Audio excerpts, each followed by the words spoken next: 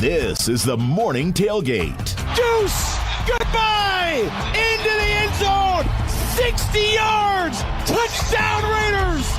With Vince Sapienza, Vinny Bonsignore, and Clay Baker. It's the trifecta for Bowers! His third touchdown of the game! And the Raiders with a chance to win it! On Raider Nation Radio 920. Fire up the cue!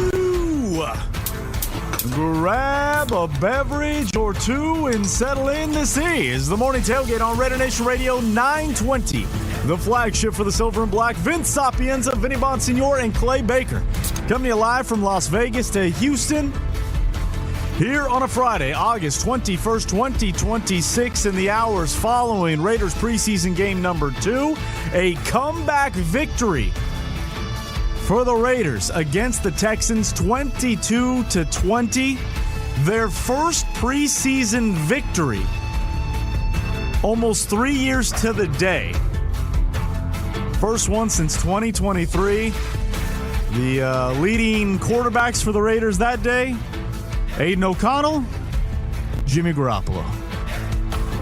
Oh my, have things changed? Yet feels like it stayed the same a little bit when you look back on AOC. Welcome in, everybody. We have a lot to unpack from preseason game number 2. A lot to get into. Fernando Mendoza gets the start, plays a half. As you've no doubt seen or heard, the pick six that made its way around the NFL universe. You know, again, Fernando's going to be the headline. We're going to talk a lot about the number 1 overall pick. But again, there's a lot of players that we need to get to today, so we will do just that. So quick hellos, quick welcomes here as we close out a week here on the Morning Tailgate, Vinny and Clay. And I'm going to take 5 seconds to address the final score. In a month from now, nobody's going to care about it. We might not even remember what the score actually was in a few weeks. But I want to say, I don't think it's for nothing. Rallying back, 19 unanswered points in the second half. I don't care about ones, twos. I'm just talking about as a team. When you're talking about a first-time coaching staff, Clint Kubiak, it's not going to go down as his first win as an NFL head coach, and I'm not going to make more of it than it is, but there is something there that the team, the organization, Clint Kubiak, and the ones that will be on this roster will use moving forward. In those final 5 minutes, there wasn't a single player sitting on the bench looking up. They were all on the sidelines cheering on their team, doing all those different things. You may roll your eyes to that. You may say, hey, Vince, that's very college. That's, this is the pro. There's something to that. I don't know what it is. I don't know what it's going to mean in the regular season, but there was something to that last night that I think it will be part of the bedrock and foundation of Clint Kubiak, his coaching staff, what they're going to do moving forward. We have heard time and time again Clint Kubiak talk about it. He is out there to win, to get the best out of his players. And while we all understand it's not going to be perfect, but you've heard little breadcrumbs here and there that they're about trying to get results. And so call it a feather in the cap, whatever you want, for Kubiak, that staff, to continue to coach, continue to teach, and good on those players, especially the ones at the bottom of the roster. Probably won't be on this roster come September. But good on them for showing their best foot in the second half and playing better as a whole when you look at the team standards. So, again, I know we're not going to go into, wow, what a great win, and that's fine. We shouldn't. But I do want to take a quick moment to sit there and say it's not for nothing as well. Good morning, fellas. Hey, good morning. Good morning. Yeah, I could sign off on that for sure. I mean, it was a nice moment for those guys that were on the field. It was a nice moment for Aiden, and as long as we're going to keep that in perspective. It's not you're not cracking open the champagne bottles or anything like that. But it was a nice moment for a bunch of guys that have been working hard and got their opportunity and played well down the stretch. So as we look at last night, and let's just start and dig into it. Starters did not play in terms of, I would say 96% of the starters that you would imagine being starters on this team did not play. The likes of a Jalen Naylor, make what you will of Caleb Rogers. If he does end up becoming the starter, he did play. Naylor played. Darian Porter played on the defensive side of things. Jonah Laulu played quite a bit in that first half on the defensive side. But again, we have to start. We cannot bury the lead. Kirk Cousins and nearly the entirety of this starting offense did not play. Fernando Mendoza gets the run. And I got to be honest, that opening drive had shades of his second drive against the Arizona Cardinals. Mm-hmm. He makes a nice pass. Mike Washington breaks off another beautiful run. And I want to talk Mike Washington here later in the show. But then you see a rookie mistake, or is what everybody seems to be calling it this morning and last night, a welcome to the NFL type moment for Fernando Mendoza. Drops back pressure, throws a fadeaway check down inaccurately, gets picked off. Pick six, house call, and that is the highlight you are going to see, and that is going to be talked about over the next few days. When we look at that moment, and we're going to overanalyze it, probably, how do you view that? Because I sat there and I said, damn, that's rough. But my initial thought was like, it happened early.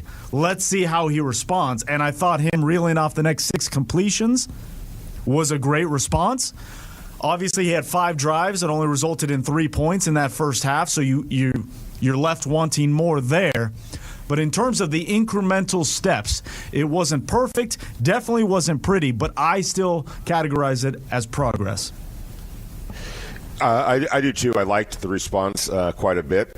He was also, he also made a great throw to Malik Benson. That Malik Benson, tried to do the old turn and run before he had possession of the ball, dropped it. That would have been a huge third down completion for a first down. And who knows, where Malik might take it if he keeps possession of it and runs up the field. And then there was another play on another third down earlier or later where Malik's got to hold on to the ball. If you get your hands on it at the NFL level, you got to be able to keep possession of it. Unfortunately for him, the DB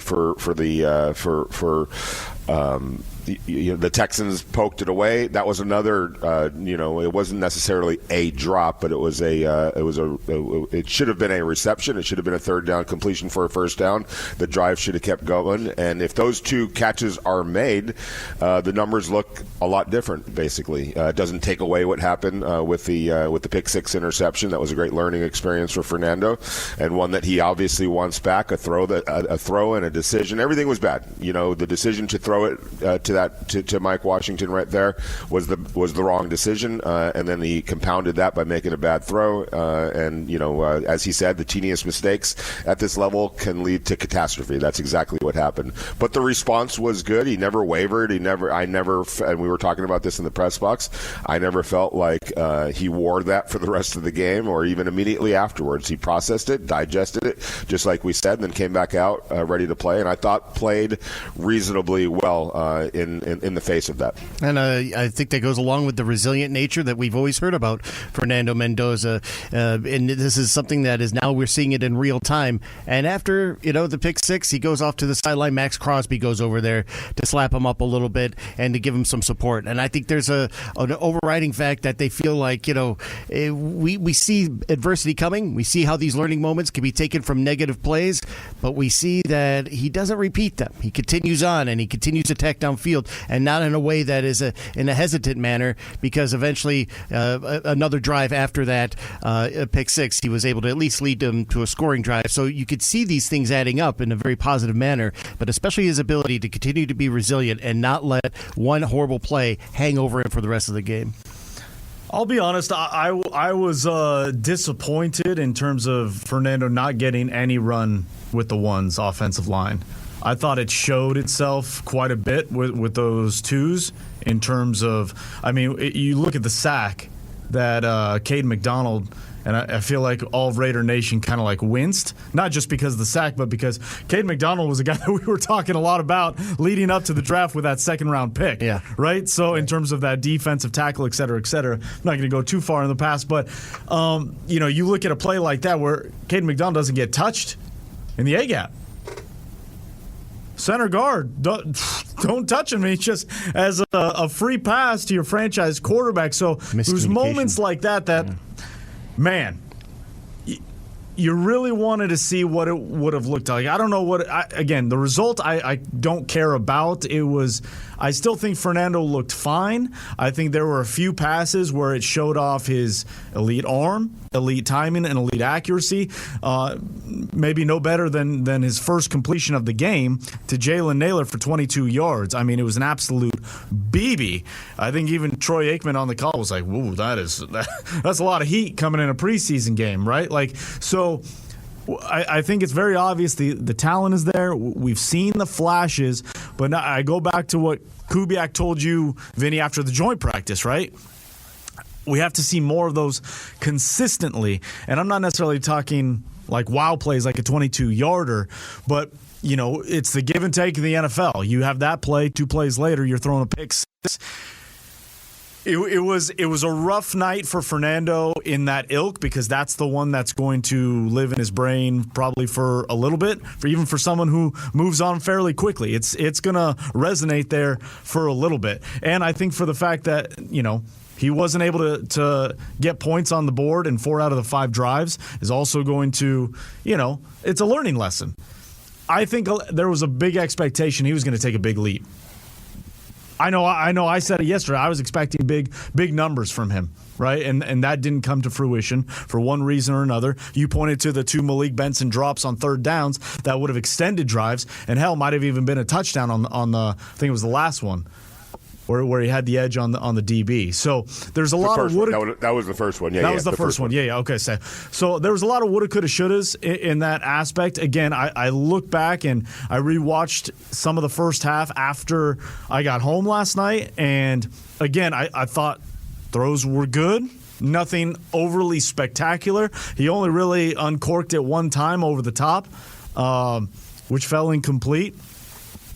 But again, it's incremental steps right now, and it might not be these giant leaps, but I still consider it progress, considering the week of work that they had. Yeah, and I felt like it was a missed opportunity not to play the starters, quite frankly, and I would have rather seen Fernando take a shot downfield to a Trey Tucker right there. Yeah. You know what I'm saying? Yeah. So it felt to me, talking to Clint afterwards, like the message coming to Houston was, the starters were going to play in practice, and that was going to be the extent of their work this week. And maybe he boxed himself into a corner a little bit by saying that, and wasn't going to go back on his word. I mean, it just felt like that. Like, hey, that was the plan, so they decided to stick with the plan. And if and I get it and I understand it, because you can't tell your players one thing and then or send that message to your players and then completely change course. That wouldn't be fair to them either. You know what I'm saying? So, but maybe in the future, just be a little bit more open-minded and maybe not get committed to a plan to the point where you just are you don't want, for whatever reason, don't want to deviate from it. Because I just felt like, look, I don't think the Raiders are there. I know it was just one series, but the Texans ran out their first team offense out there. I know, again, just one series, but to me, the Raiders aren't there yet to just arbitrarily decide that we don't need these reps together right now as a first team offense. Now, having said that, that meant maybe Kirk Cousins would have been out there, but I think that it would I felt like it would have been more valuable, at least for a few series, maybe the first quarter, for Fernando to play with the starters and develop that chemistry, and just for everyone to get a better look at him and him to be playing with, just quite honestly, a more formidable offensive line, all of those things. But that was the decision that Clint Kubiak made. I didn't agree with it, but that was what it was, and so you just have to move on and then assess based on what actually did happen. Yeah, it might have been a little slip of the tongue from Fernando when he was talking, when he said, Clint Kubiak kind of outlined the plan for the 3 weeks of what it was going to look like. And it was like, oh, so that was the plan going in. Clint said something of that ilk as well. But I just go back to how he sounded Tuesday when he gets asked the question, like, is film going to dictate who plays on Thursday? And he said yes. which in that moment following practice, he clearly wasn't happy with practice, right? You were there. You can better detail it and get a feel and vibe to how he was. But listening to it and watching him from afar, it felt like he wasn't happy with the joint practice on Tuesday. And so when he was asked that question, it's like, yeah, let me look at the film. We'll see. As if he might have changed his mind. But to your point, because he had already outlined a plan to the players ahead of the week, he didn't want to go back on that and, throw a curveball. Maybe that's just a learning lesson as a first-time head coach, right? Like maybe you just have to turn things on a dime when you realize, okay, maybe the plan needs to change, especially after Tuesday. Maybe our ones do need to get a little bit of work, even if it's just from a confidence point of view as well. And I do agree with you. The Raiders aren't in a position to where it's like, yeah, we're just gonna let everybody sit back. There's certain guys you do. We went back and forth on Max Crosby. I understand that. Brock Bowers, of course, but I don't think this team on any portion, any phase of the game is in a spot where there should be, okay, yeah, we're good. There's a lot that still needs to be done, and that's why it was even more interesting listening to Kubiak after when he says, I don't want anybody comfortable in their job right now. So let me ask you this, and I didn't get a chance to ask Clint this because we got the, hey, one more question. Right. I literally had another question, but I forget who it went to, and that's fine. But I wasn't going to ask because my question was going to be, okay, so how are you going to handle the third preseason game? Is that a game where maybe your starters play a little bit? I mean, you know what I'm saying? Like, I think that they need to play. They have to at this point. Like not playing this on Thursday. And I know they got a lot of run on Tuesday, Vinny, but they have to at this point. Now we're 23 days away from the Raiders week 1 against Miami. You can't have them not play another team for 23 days.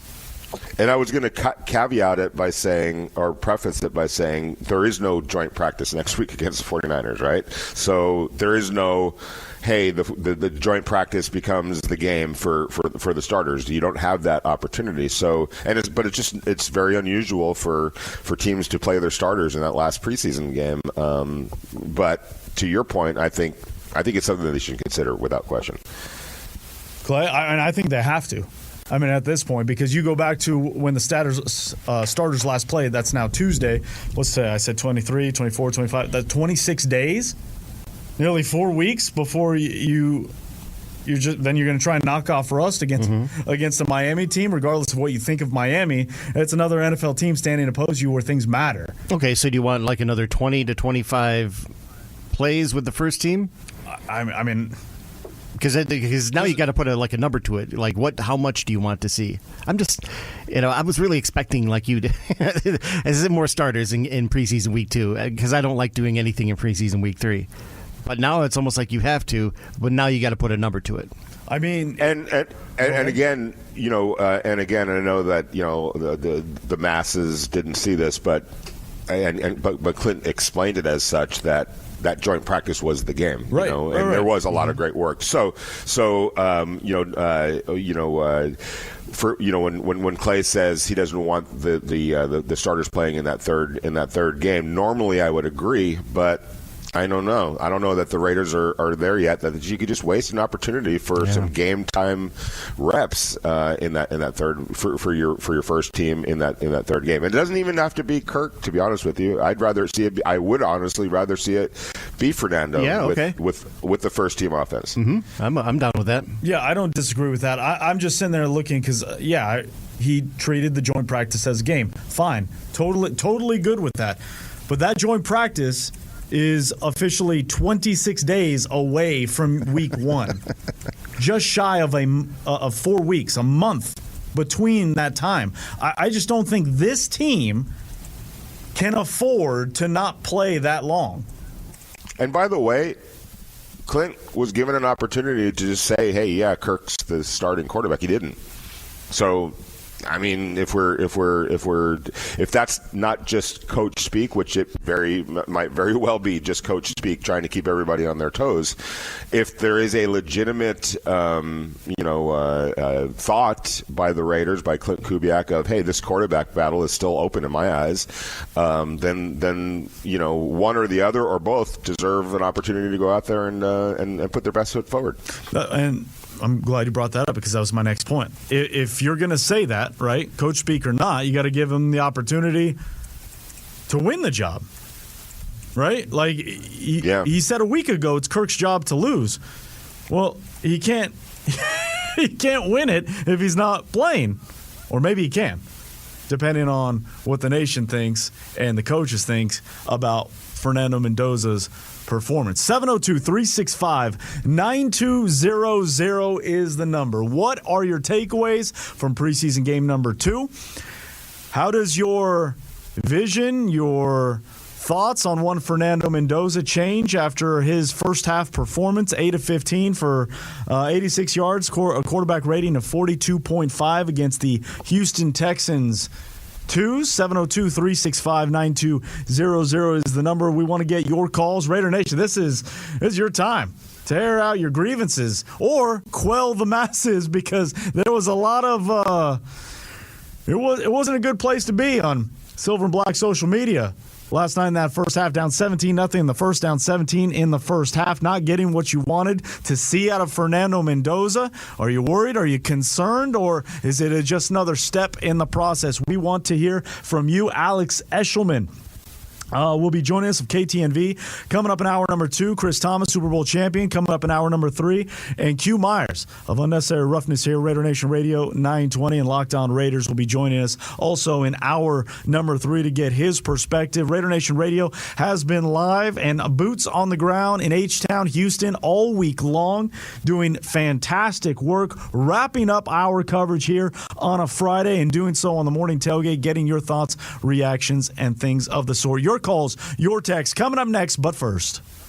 Hey guys, are you craving real Mexican food that's been doing it right for generations? Well, then it's time for Sal's Mexican Restaurant, a Central Valley tradition since 1942. We're talking about the kind of food that keeps people coming back for years and generations, quite honestly. Stacked burritos, sizzling fajitas, legendary enchiladas, and those award-winning tamales that everybody's talking about. And here's the best part. Whether you're in Selma, Madera, or Fresno, Sal's has a location ready for you. And whether it's fight night, game night, whatever, just a outing with friends, with the family, this is without a doubt your spot. Can't make it in? No problem. You can get Sal's delivered straight to your door wherever you are. Just go to salsmexicanrestaurant.com and place your order right now. They'll deliver it to you wherever you are. Don't wait. Don't settle. Sal's Mexican Restaurant, a tradition, flavor, and Raider pride served up fresh every single day.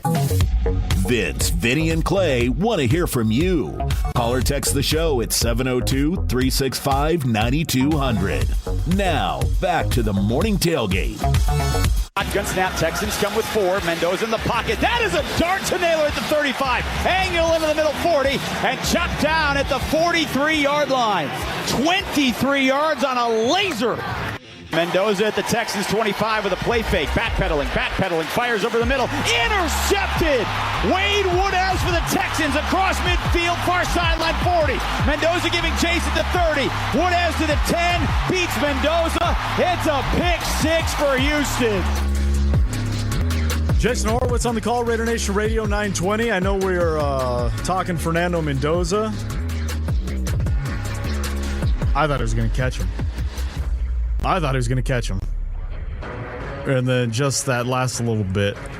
Yeah, there he goes. Had a long way to run. Made a good angle, though. He did have a long way to run. 80-yard pick 6. That was a lot of ground to cover. Welcome back inside the morning tailgate, Raider Nation Radio 920. The Raiders win their first preseason game in 3 years, snapping an 8 preseason game not winning streak, because there's couple ties in there, so it wasn't all losing, just not winning. But they get their first one. Fernando Mendoza, not the best day. How do you describe what you saw in preseason game number 2? Do you still consider it progress? Do you consider it a step back? How would you look at Fernando Mendoza's progress or lack thereof from preseason game number 1 to preseason game number 2? And how has that changed your outlook, your thoughts on the quarterback, quote-unquote, competition? 702-365-9200. Phone lines are full, so let's jump out to Robert in San Jose. Good morning. Welcome to the tailgate. Good morning, fellas. Thanks for taking my call. I'm not worried about Fernando. I think Troy Aikman had it kind of right there. We thought that Mike Washington was going to sit down and stay in that little opening right there, and he kept drifting. I think that resulted in an interception there, though it probably wasn't the best decision to go there, throwing late across the middle. I think you learned that in high school. In terms of Clint Kubiak, I thought, like Vinny said, it was a missed opportunity to play the first-team offensive line with Fernando, and I thought that was a mistake. I've been one that advocates the starters should play in the preseason for a long time now. But I'm not concerned about the offense. I think Clint Kubiak knows what he's doing, and our offense will be okay. The defensive line is just a huge worry for me, and this is the same thing again in our inability to stop the run and our lack of presence in the middle of the defensive line. My philosophy that I like in terms of football is I always built from the lines out, and I thought maybe Spytek made a mistake in not grabbing Caden McDonald or Lee Hunter just to have those run stuffers in the middle, because if you can't stop the run, it's a miserable day every game, and this team has continued inability to stop the run. I thought the best defensive tackle I saw on the field was a guy they just picked up from Houston off the street. And I'm hoping that Spytek is going to be scouring the waiver wire come cut down day, since we have the first choice on that to really beef up that defensive line. But I'm not saying Stukes or Key and Crawford were mistakes, but boy, we would really love to have McDonald, Lee Hunter in the middle of that line right now. So your thoughts? Robert in San Jose, thanks so much for the phone call. I mean, all are valid points, but go back to what I said yesterday. When you have as many needs as the Raiders had from a roster standpoint because of just players that just didn't pan out, whether you're talking about draft picks or free agent pickups over the years, you're going to have a pretty empty cupboard, and the Raiders had massive needs all over. You still see that they need a wide receiver. I think that's clear as day that they need a big time wide receiver. And obviously they need a big interior defensive lineman. They need another pass rusher.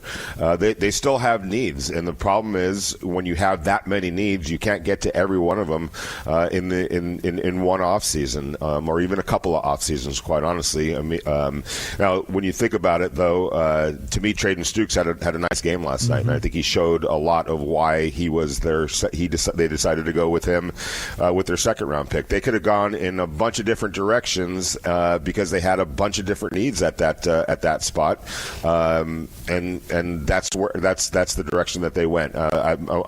There's no doubt in my mind, I know this, that they are actively looking for more help along the defensive line, but those guys don't grow on trees, especially the good ones. So you just got to be patient with that. It would be great if they could have drafted all kinds of different players, and had an endless supply of draft picks this year, but that's not how it works, and you got to make hard decisions, like I said, especially, Vince, when you have as many needs as the Raiders. You just can't check off all those boxes. Yeah, a couple things. I'm glad you hit on Traden Stukes because I thought he had a really good game yesterday and flashed in a lot of positive ways for the Raiders. But when you look at the defensive line, Vinny, you said it, so I'm going to default to you. You saw the joint practice. The run defense wasn't up to snuff on Tuesday.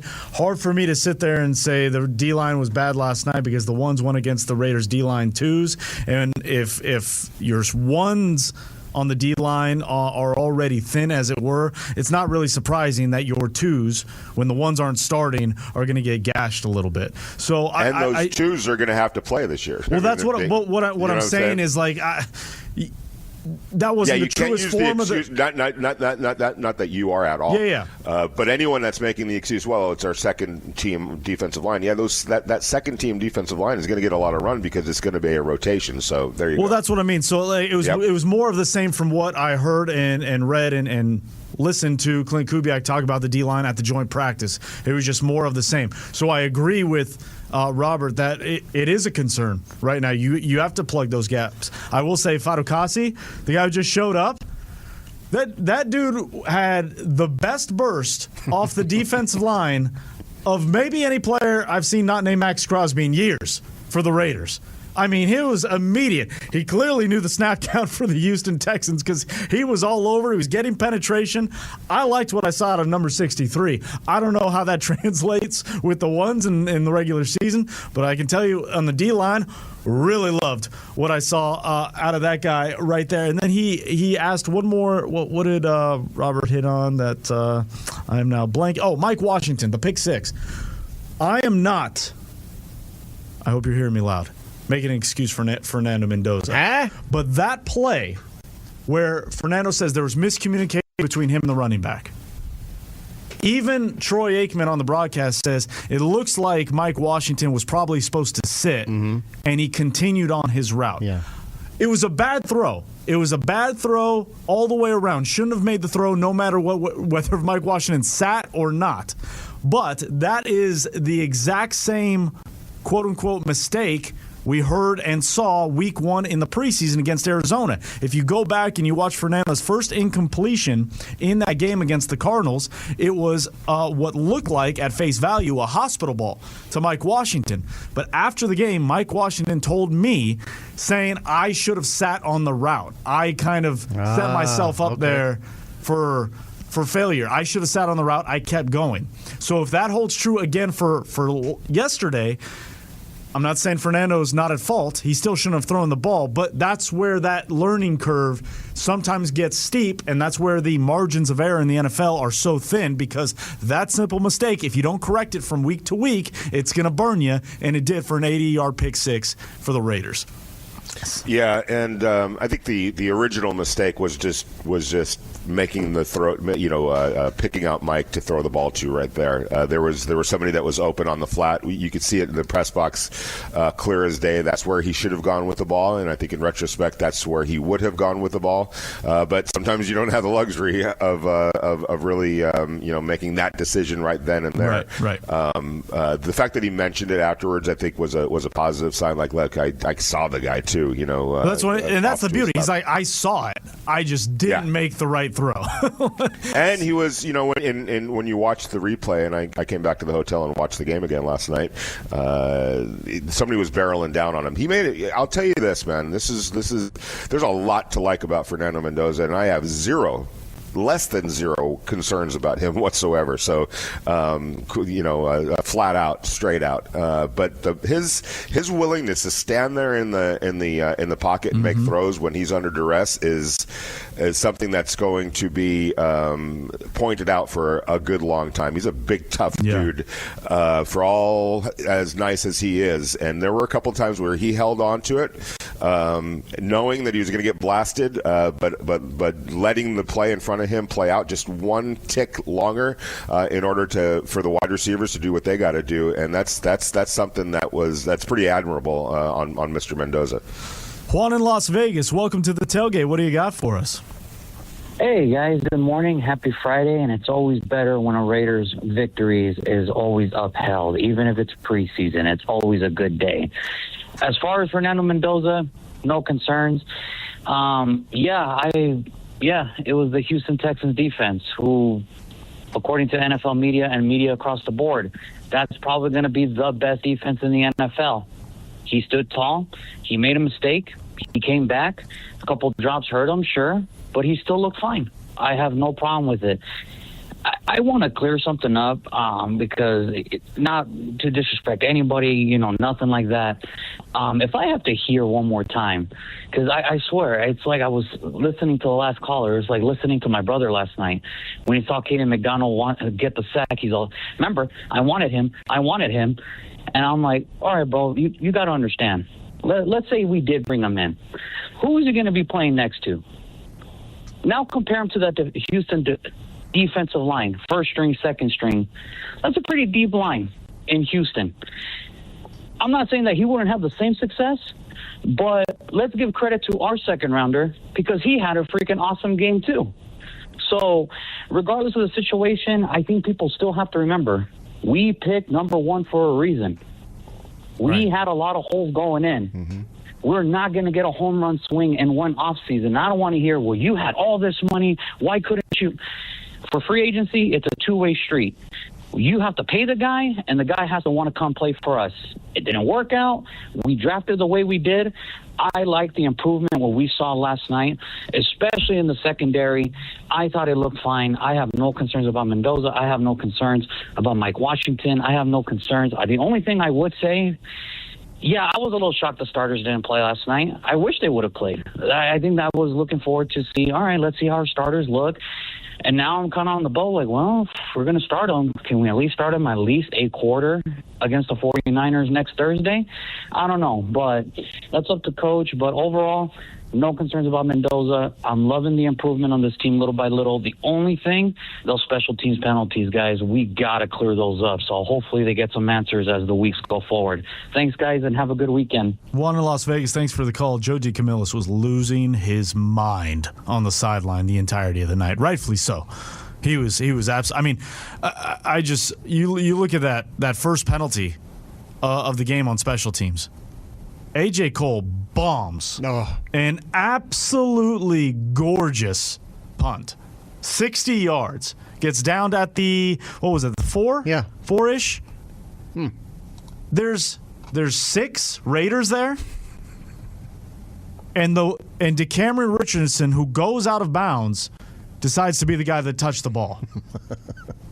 I mean, that's just, that is beyond egregious. That is beyond egregious. What are you doing? It's a simple, hey guys, I think I just ran out of bounds. Even if you're not 100%, guys, one of you touch it. You guys were in the middle of the hash marks. You can grab it. Like what are we doing? That play, I couldn't believe it. I digress. So I can only imagine how Joe D felt. And to go back to the Caden McDonald thing real quick, because I know everybody, again, Raider Nation, the social media was loud at that particular moment, Clay, when Caden McDonald sacked Fernando Mendoza. See, that's who we wanted. That's who we wanted. Well, he didn't get blocked. I want a guy, too, that's not going to get blocked in the A-gap between the guard and the center. Meredith and Maffei had a miscommunication. They didn't touch him. It was easy pickings. Ken McDonald didn't do anything else statistically the entirety of the game. So, on top of that, that means you wouldn't have Traden Stukes. So, maybe there's somebody in Houston that's bumping his fellow Texan fans. See, that's the guy that I wanted. Right. Was Traden Stukes. Right. So you could go on and on and on and on about that. Always remember that. So let's not play that game in preseason game number 2, Vinny. Right?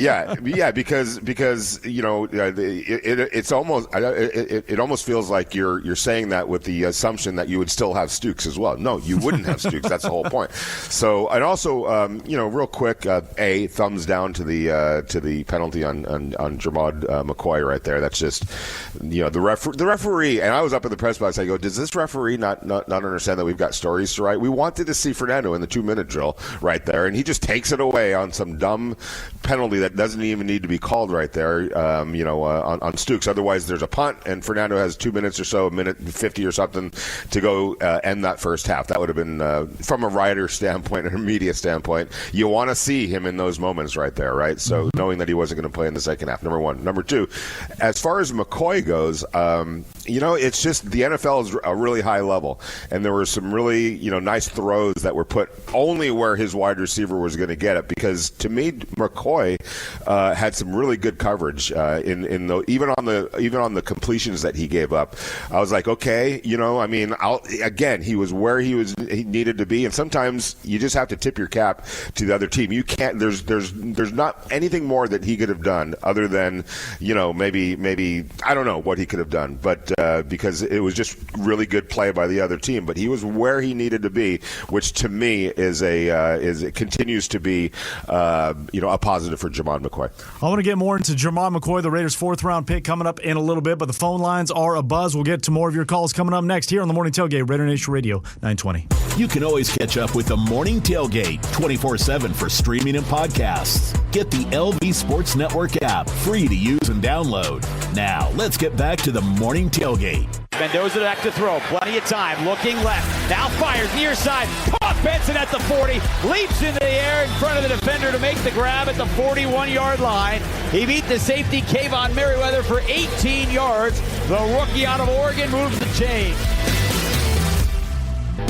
Jason Horowitz on the call, Raider Nation Radio 920. A bit of a rough night for Malik Benson, whose star was continuing to rise and feels like for the first time really all training camp, if we're being honest. And again, we don't see all the ins and outs and the stuff behind the scenes, but last night felt like one of the first true speed bumps in the road since Malik Benson has arrived with the Raiders. So interesting to see, like all these young guys, how they bounce back, how they respond to their own adversity, team adversity, personal adversity, on-field trials, tribulations, et cetera, et cetera. It'll be interesting to see. Let's jump back out to the phones while we can. Raider Dave in Denver joining us here on the Morning Tailgate. Your reactions, your thoughts on Fernando. Good morning.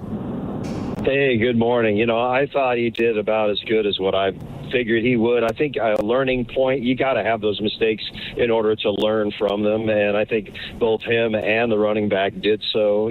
Like you mentioned, it happened more than once.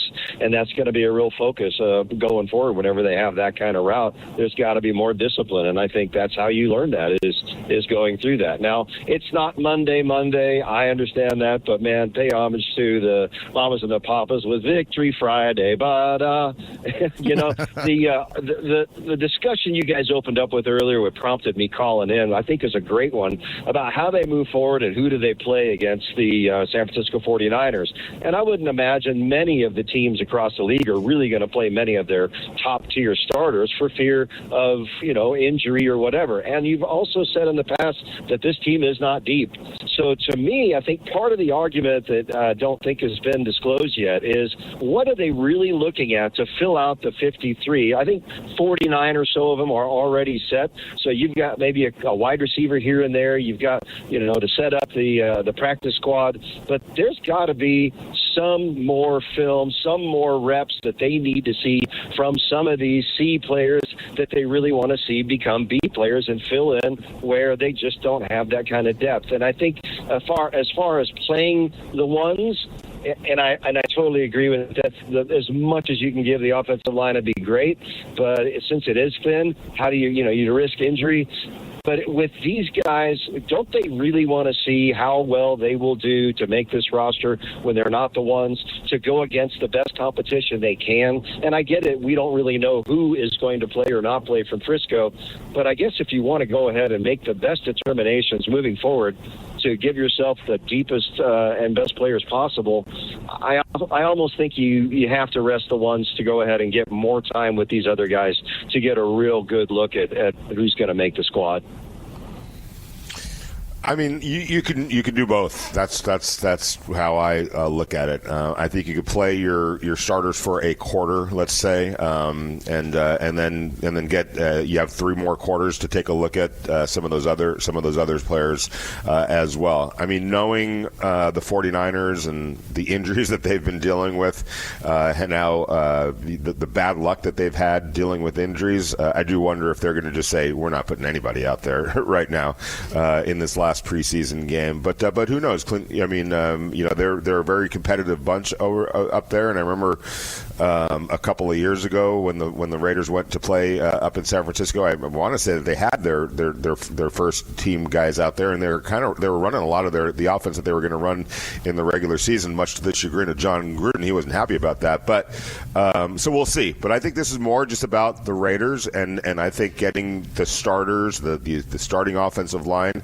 onto the field together, and everybody getting some time in a game situation. You're not going to have the luxury of have a joint practice next week. So take advantage of that third preseason game to get not just your starters, but obviously, like Raider Dave said, some more evaluation on some of the guys that are fighting for jobs. And I could say this, when you talk about what are the Raiders sort of focused on in terms of the roster needs and everything like that, everywhere. There's only a few spots that I would say that they feel really good about. Everything else, they're open-minded to, and if a better option becomes available somehow, some way, they're going to be all over it.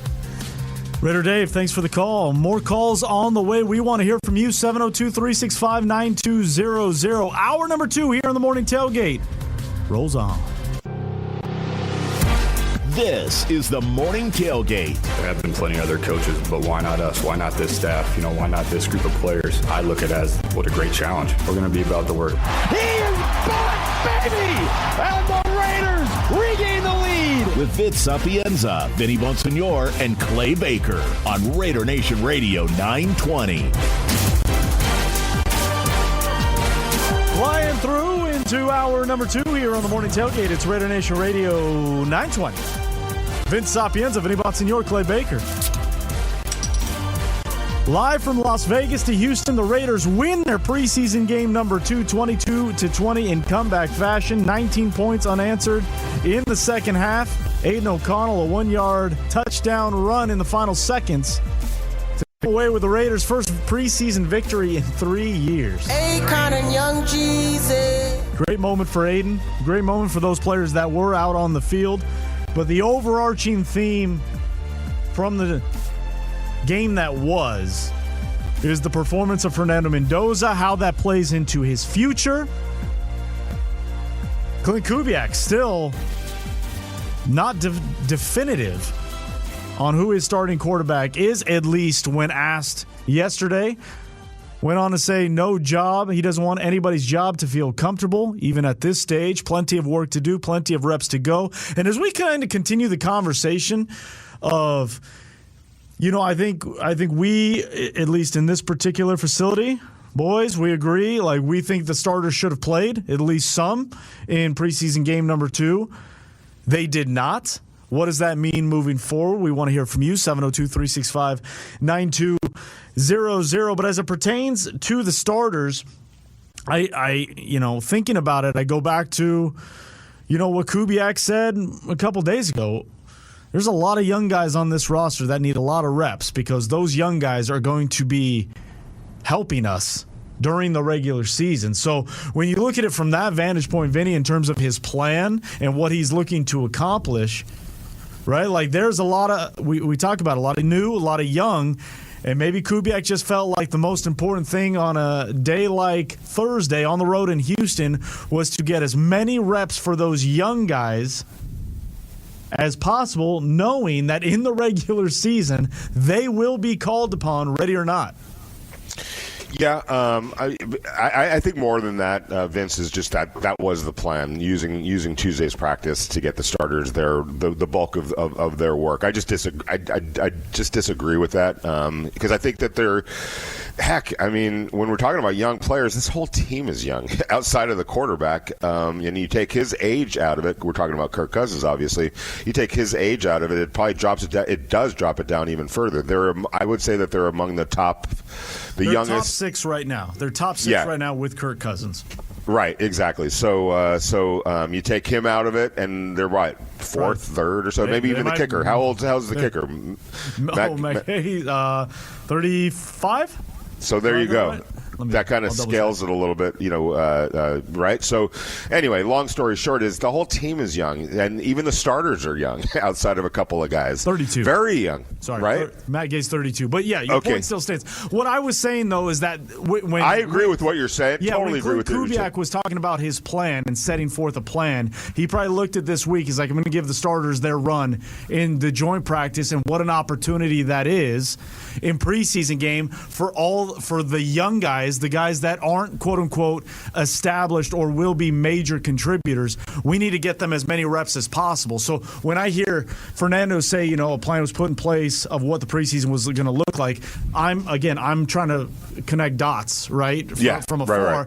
I'm sitting here saying Kubiak probably put that plan together, sitting there saying, we're going to get good work in that joint practice. Let's use the Houston game to sit our starters, rest them, so that the rest of the young guys who need the reps can get them in a massive way, kind of untethered, unfettered, if you will, on Thursday.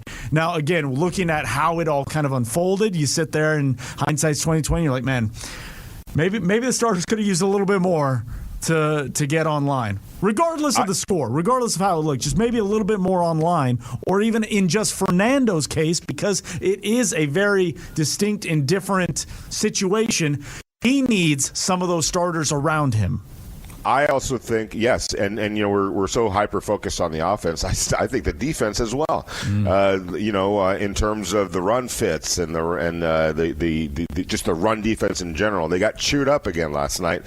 I know it didn't look all that bad when the night was over, but it was headed in a really bad direction based on what the Texans were doing early on against the second team defense. And I know it's the second team defense, but as we said earlier, Vince, that second team defensive line is going to be out there a lot. They're going to be part of the rotation, and they were getting kind of chewed up last night. Forget how many yards Woody averaged. It was over 6, I think it was, maybe even a little bit more than that. But it just wasn't a good night, and it started off bad. And I would have liked to have seen the first 9.3. There you go. Oh, that's a lot. Turn that 6 upside down, right? Yeah. And I knew I wrote that too, and I was like, holy cow, because like I said, at the end of the night, it didn't look that bad, but it started off awful, and it was a continuation of what we saw on Tuesday, and quite honestly against the Cardinals. So they got to get that squared away, and I think that one way you can do that, or at least try to do that, is by getting the team out there and playing meaningful reps, because it is.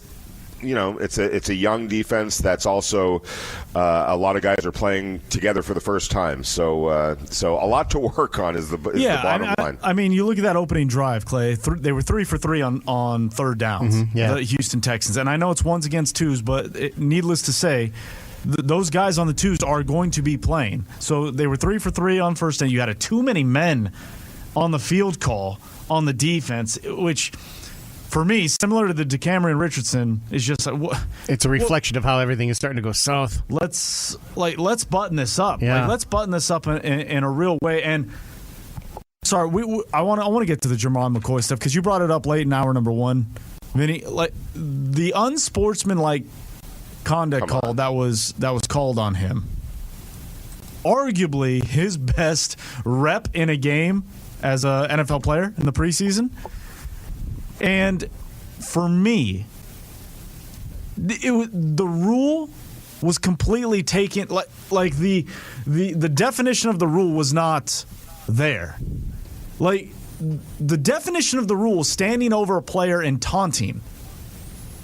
If he is a foot to the right, that is not a flag.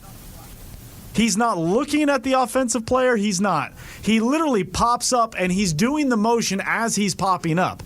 He happens to pop up right next to, or according to the referee, right over the receiver. It just, regardless of how it affected Fernando and getting the 2-minute drill, for me, it was just that is not what the rule is intended for. The rule is intended for like the integrity and to like make sure like guys aren't being disrespectful. What he did was not a disrespectful or a taunting gesture. They literally do that every incomplete pass. Zeke Masses did it 2 plays later on an incomplete pass. His thumbs go down as the wide receiver walked past him. Not taunting. How is that any different? It just, that one blew my mind because, one, of how late it was, seemingly, and the referee who threw it. Anyways, I just couldn't believe that because I thought Jermon McCoy, to your point, was very sticky, as they like to say, in coverage all day long. And there was one over the middle where he couldn't have been in a better spot. Similar to the one. It was a really great throw. It was a great throw. All that. The one on the out that was incomplete was fantastic coverage. And the quarterback, I forget, I think it was Davis Mills, had to throw it high because it was the only place he could get it without being picked off. And then it's unfortunate that he does the thumbs down thing. And it's one of those things like on a personal level, because we are so close to the team, you feel for Jermon McCoy because of his story. We talked about it, 20 months between games, has a rough first preseason game, seemingly has a really good game, starting to feel himself a little bit, right? Starting to get into it, and then he gets flagged for what I think was just an unnecessary flag. I don't think he was an unsportsmanlike conduct penalty. Maybe that's just me. And it was so late too. It was so late. So it was fully disappointing. And real quick to inject something here in terms of McCoy. If that's the kind of sticky coverage we can expect, and I quite honestly do expect it, you marry that up with a good pass rush, and that's going to be really, when we're envisioning down the road and imagining down the road of a defense that's that has its bases covered at all three levels.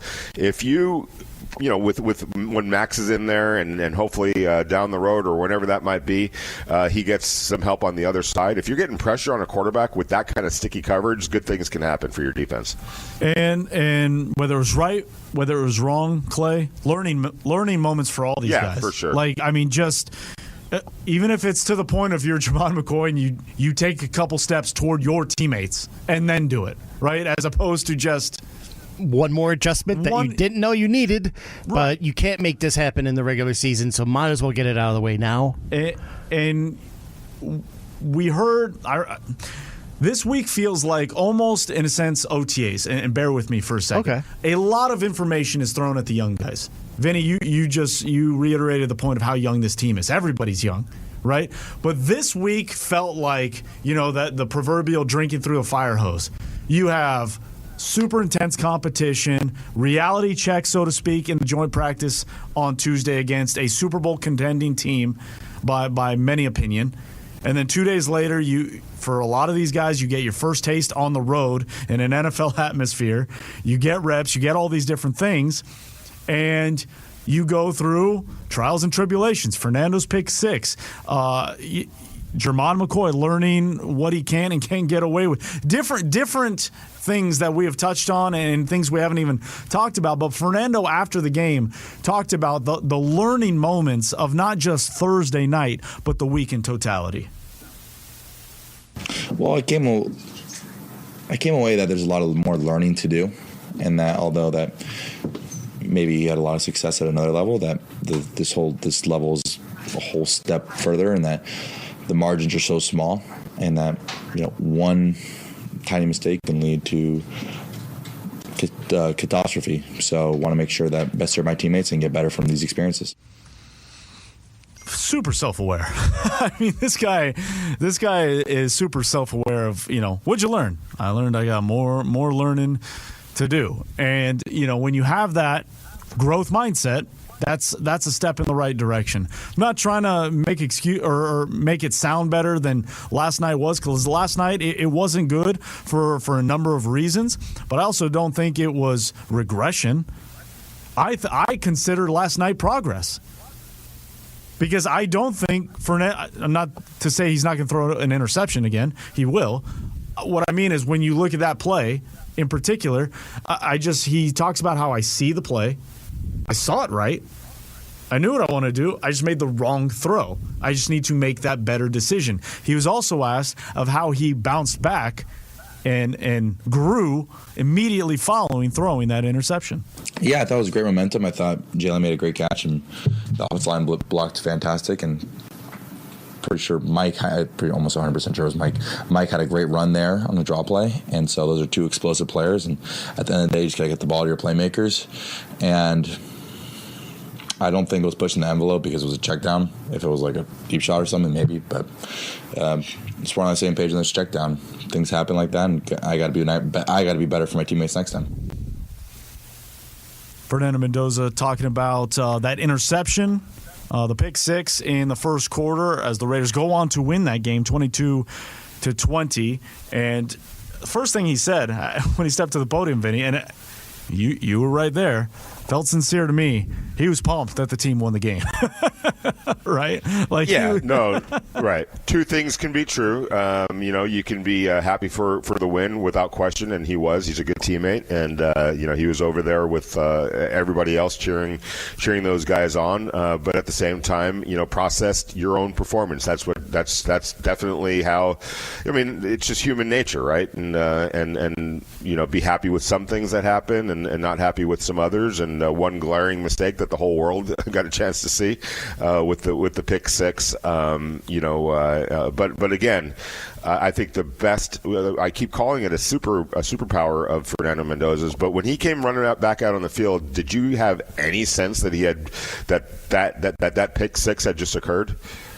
No, because the first shot that I saw of him running on the field was him clapping it up to his teammates. And so the broadcast shows, and I think the broadcast even talked to him, man, he looks all right, he looks ready to rock. And then him going out and completing the next 6 passes, call him checkdowns, call him underneath stuff, that's fine. But whatever, you want him to move in the chains. to move forward, right? Like, yeah, I would rather 6 straight completions underneath than 3 forced throws downfield trying to get it all back in the next play. So that Correct. To me, that's the understanding that he already has at his starting point. And now it's just, again, weathering those moments of indecision, understanding the margins of as he said, catastrophe in the NFL are thin, or however you look at it, are large, depending on the decisions you make. 702-365-9200. Let's get back out to the phones because they are abuzz. Raider Mike joining us here on the Morning Tailgate. Good morning, Raider Mike. Yes, sir. Raider Mike, you got us? Brother. You there? There we are. Welcome to the show, Mike. Hello. Thanks for holding, Turn man. off your radio, man. Turn off your radio. Are you there? Are you there? Yes, we're here, Mike. Go ahead. Please. We're here. Are you there? We've been here.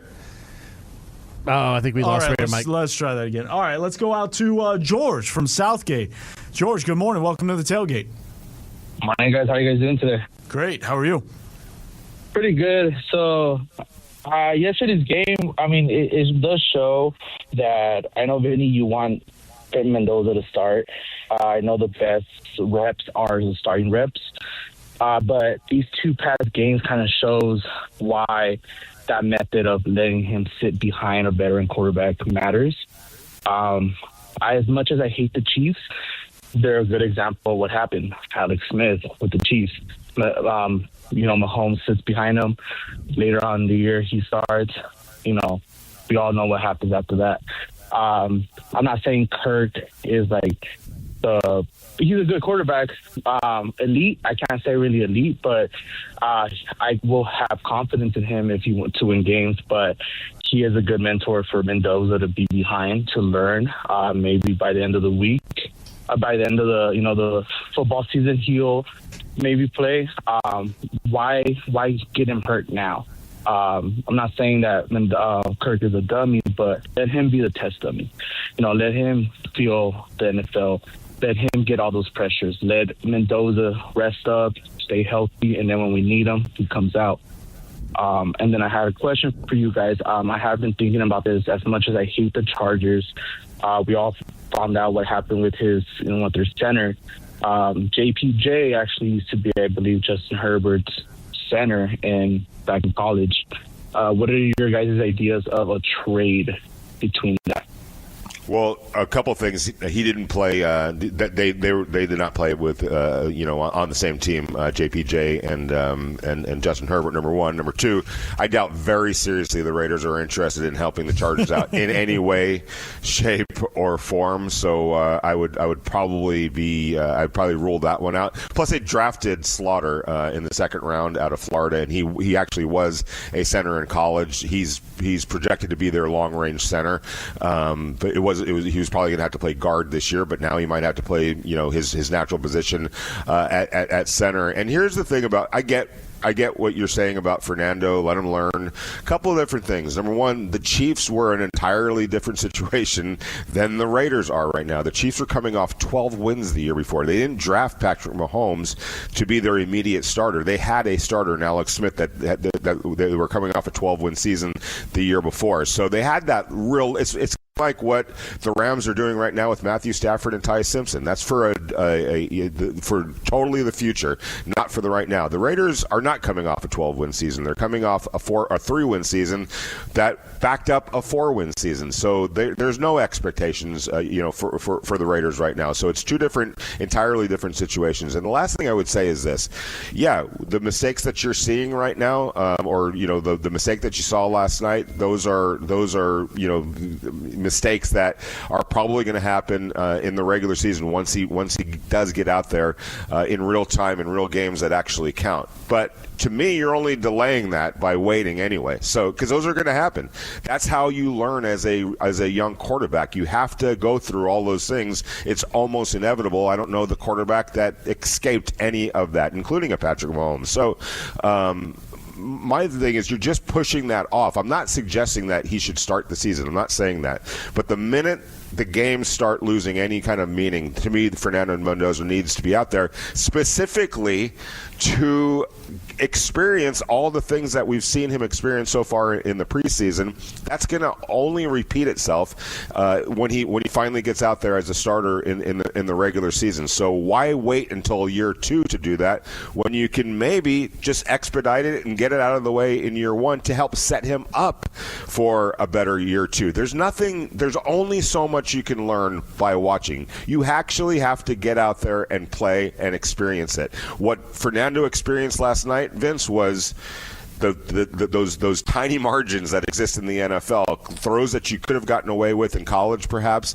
That's not going to necessarily fly at this level. And you have to actually experience that. You can't simulate that watching from the sidelines. You just cannot. So I think that sooner rather than later, he needs to be out there to get to learn and experience all of those types of things, because whether you do it this year or next year, that process still has to happen at some point. George, thanks for the call. I'm seeing some stuff on the text line. We'll get to more of your text here coming up in a little bit, but I'm seeing some pushback on, because I said there was progress last night.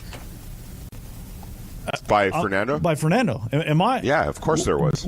Is there a regression? I did not see regression last night. There wasn't a step back. Throwing a pick six is not regression. Regression to me, and you guys tell me where I'm wrong. Regression to me is looking lost, looking like he has nowhere to go, taking unnecessary sacks because you literally are just deer in the headlights. The sack that he took, the guy wasn't blocked, and he had a free run on a play fake. He could barely turn around before he gets hit. The pick six was a bad throw. This isn't a guy that's lost or just trying to throw up Hail Marys or things of that nature. This guy's processing and making the right throws more often than not.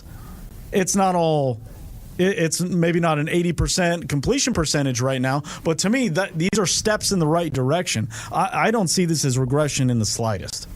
No, not at all. And again, if with the smallish sample size of playing just one half, if you just give him those 2 completions, it changes the numbers. The quarterback rating goes up. This goes up. 8 Who of knows? 15 for 86 yards goes for 10 of 16 for over 100. Right, and who knows? And because the chains move, then he gets more opportunities to add to those statistics, and maybe leads them on a touchdown drive. They were both third downs too. Those chains definitely move. Yeah, exactly. So there's no regression at all. I mean, it's just part. This is all part of the learning process. And we could tell when it's a regression. We could tell when somebody's got the deer in the headlights look and doesn't know where to go with the ball, and just looks frazzled and all of that. He didn't at all. He made a bad throw.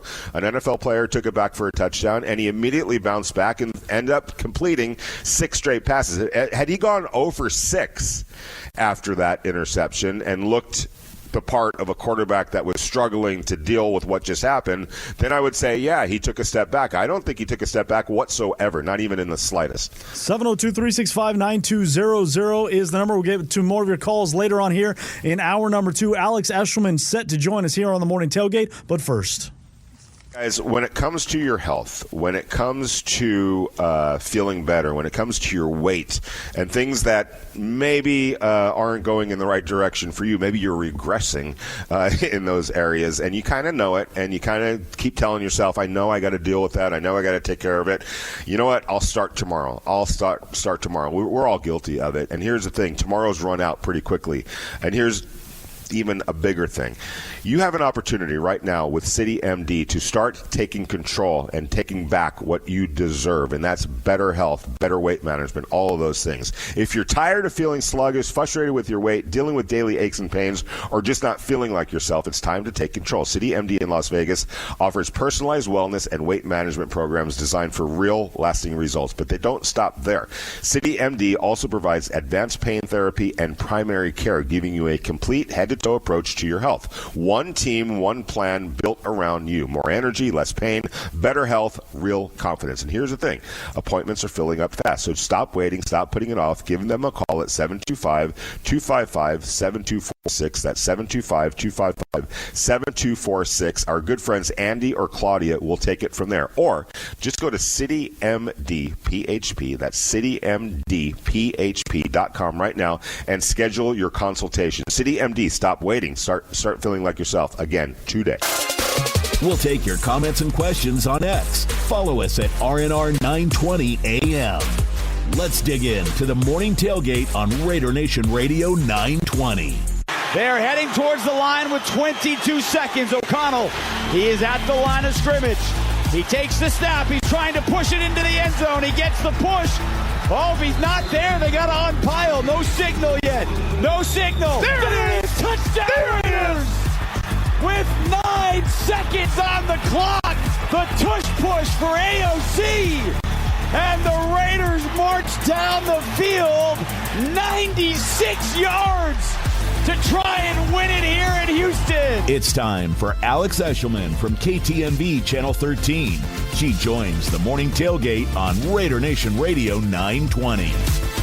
Those off-season squats for Aiden O'Connell paying off in preseason game number 2 as he muscles his way in on the quarterback sneak a yard out to deliver the Raiders' first preseason victory since 2023. Welcome back inside the Morning Tailgate. We're going to get back to your call, 702-365-9200. Your thoughts on the Raiders-Texans preseason contest in Houston. But joining us now, as you just heard, KTNV's Alex Eschelman. Alex, good morning. Welcome once again. And as a nice of a moment as that win no doubt was for the players in that locker room for a few brief moments, the overarching theme continues to be the maturation, the progression of one Fernando Mendoza. How do you rate, grade, look at his performance on Thursday night? Well, Vince, first of all, thank you always for having me. I love the off-season squat. You always, every time I hop on this show, you always have a one-liner that just has me giggling. The off-season squats for Aiden O'Connell, they are certainly paying off. The tush push was it was the right move, clearly, last night. But first of all, I just have to say, I mean, last night's game, and Coach Kubiak talked about it, the heart that his team showed at the very end of that game. I would have rather seen what we saw last night coming back from being down 17 versus a solid winning performance from the Raiders. And I'm curious to hear your thoughts on that. But just the ability to see a team come together in crunch time and complete a comeback like that, and the belief in the heart, like Kubiak said, that they showed, I really think success starts with that. I mean, it is a mentality and a belief within your team, and you could really see that on full display last night. So, kudos to the Raiders for getting it done. In some, a win's a win, and they got it done. So, in terms of Fernando Mendoza, and I think this is kind of a common theme, it's it's really not even what he's doing necessarily. He always shows flashes of excellence. The way the darts that he's able to throw, the way the ball moves, how quick he is, he shows so much potential. But I think the biggest thing is how he responds. Obviously, he threw a pick last night. Not the funnest thing for him, but the fact that he was able to respond, I loved seeing him running up and down the sideline, cheering for his teammates. His smile's just infectious. He's like the Ted Lasso of the NFL. He's such. Joe Buck said it, but he's so unique. Unique is such a good word, and I mean that was my favorite part of the night. I think as everybody's was just seeing him say, "Please say hi to Mr. Buck for me." It's hysterical. Yeah, Alex, what did you make of Clint Kubiak afterwards? Stopping short of naming Kirk Cousins the starting quarterback to start the season. Yeah, that's a good question, Vinny.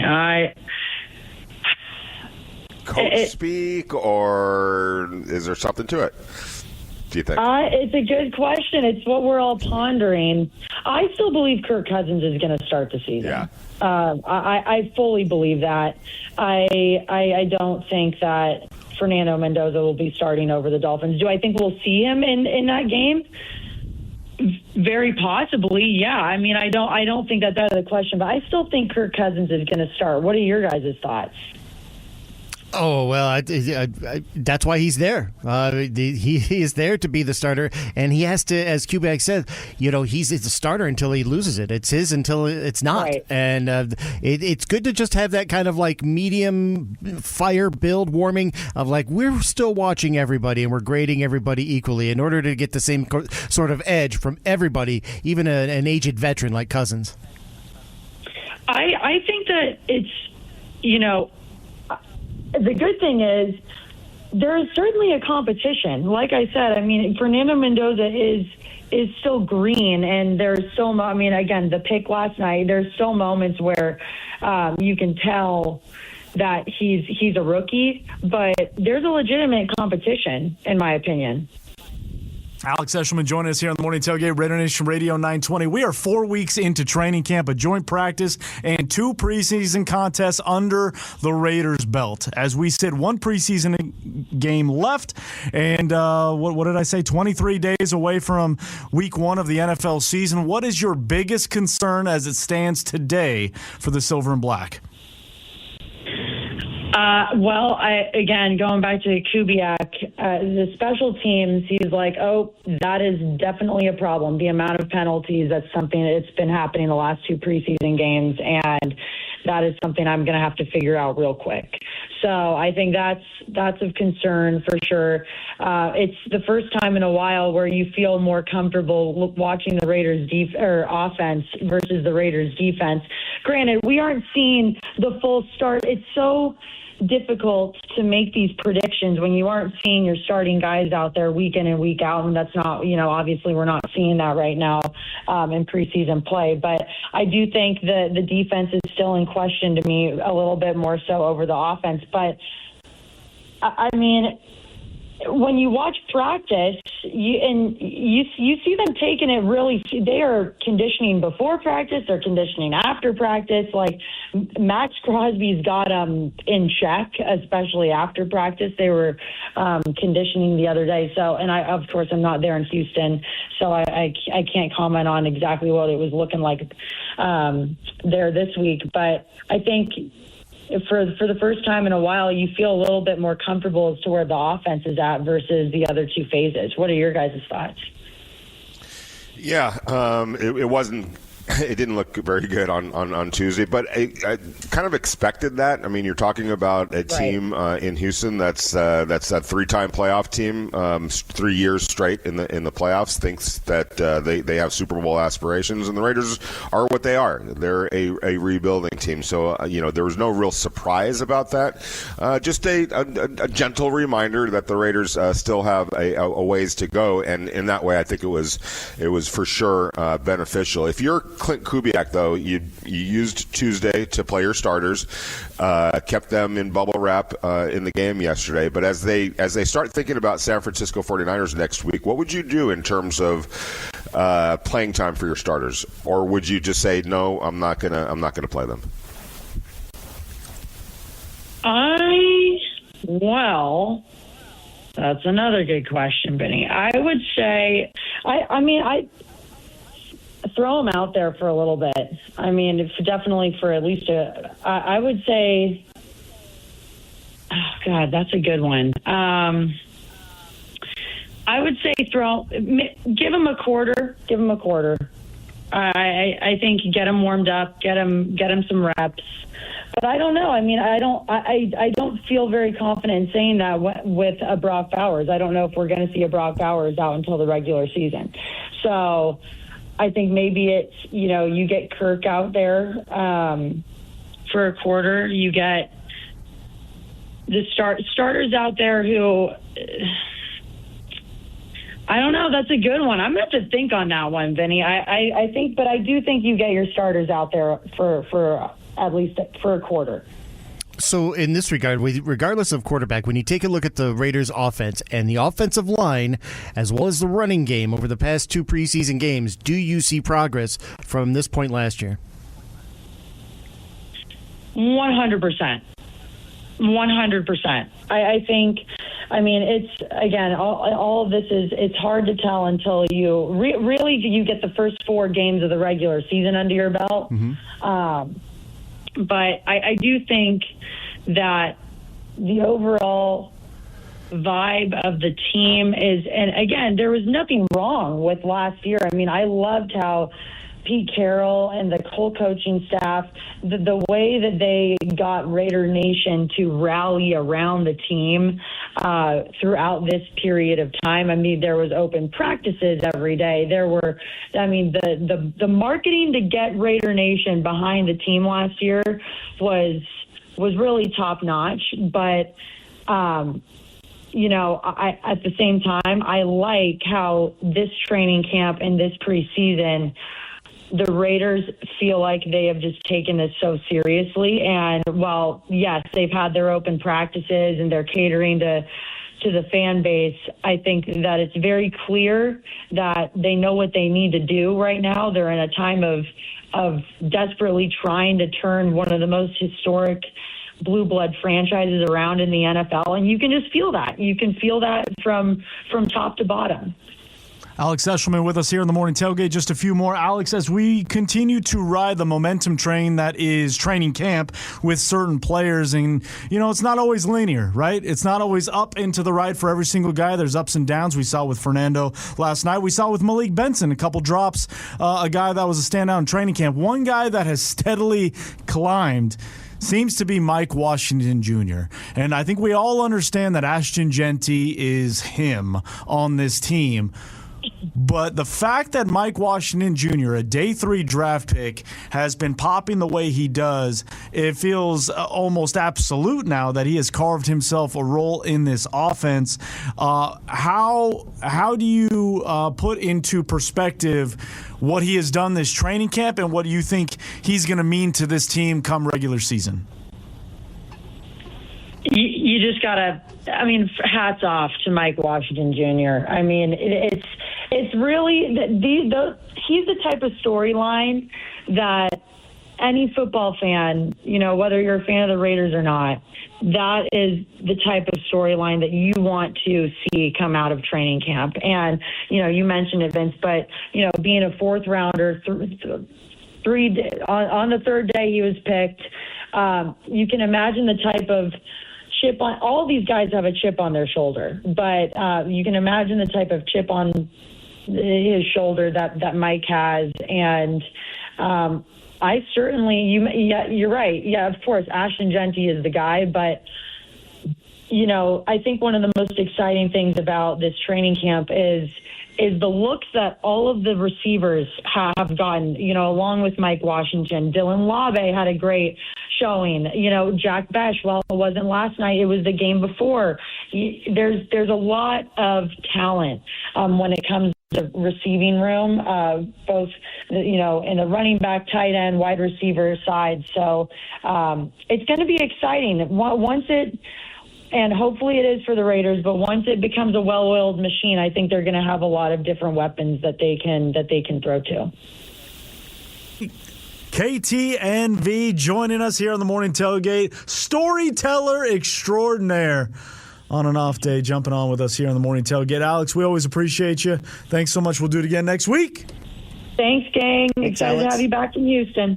All right, Alex Eschelman here with us on R&R 920 AM, 702-365-9200. We'll get back to your calls, but first, Clay has a gift for you. Yeah, be caller number 9 at 702-365-9200. We'll hook you up with a pair of Rebel football tickets against Memphis. It's coming up August 29th. You have to pick these tickets up at Lotus Broadcasting, so hook it up, 702-365-9200. More of your thoughts on the phones and text next here on Raider Nation Radio 920. We'll take your comments and questions on X. Follow us at RNR 920 AM. Let's dig in to the Morning Tailgate on Raider Nation Radio 920. Welcome back inside the Morning Tailgate, Raider Nation Radio 920, 702-365-9200 is the number. Continuing to take your calls, get your thoughts on preseason game number 2, what you saw in the win. How does your outlook on Fernando Mendoza change? Did you see progress? Did some of you see regression? How do you categorize what you saw out of number 15 in the silver and black? 702-365-9200. Back out to the phones. Let's try this again. Raider Mike, are you with us here on the tailgate? Good morning. Am I here, Vinny? There you are. There it is. Loud and clear. Here we go. Here we go. We're preseason for everyone. Preseason for everyone. Well, my concern now is the Blazers going to get moved to Vegas because this maniac from North Carolina, where I'm at. I don't. No more comments there, but I'm concerned there. Anyway, my fellow Doug Benson, dude. That's the worst sin. If it happened in the 70s, Freddie Bolitnikoff would stick them all over you. And make sure you made that catch. But there's a couple drops. So anyway, concentrate, bro. We're good. Fernando, he's a rookie. The speed is different. Completely different. And he's going to learn that immediately. He's inside. So it's not college anymore. Fernando! So, he'll figure it out. I'm fine with it. Cousins is going to start. Fernando's not ready. It's just the way it is. Now, what I do see with Meyer and Bowers and those two running backs. Hey, Vinny B, you there? I am, for sure. Did you go talk to my boy Jeremy Green when you went to draft in Pittsburgh? No, I was not able to do that. Well, no. The guy predicted Mike Washington Jr. a first round. Yeah, no. It was just. I mean, it's really busy at those situations, so I just did not get a chance to do that. Oh, I know. You wouldn't even go out to dinner with me, Ben. Whoa! You didn't call. Whoa! You didn't call. Oh, I don't have your number. I better get it now. Anyway, that's true. This is going to be a 12 and 13 personnel team. We got Meyer and Bowers. They're just badasses. And Washington is proving over and over that he's just as badass as Genty. We're going to punch people in the face that way. Stooks over McDonald, I got a little worried, but, it is what it is. All right, Mike, give us a good one.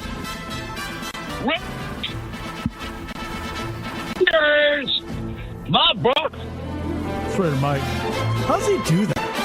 How does it just completely go out? He reaches such a decibel level. It's so loud. The phone, you the hear system nothing. Can't take it. And don't feel bad, Ray Mike. Vinny doesn't have dinner with us either. He's super rude.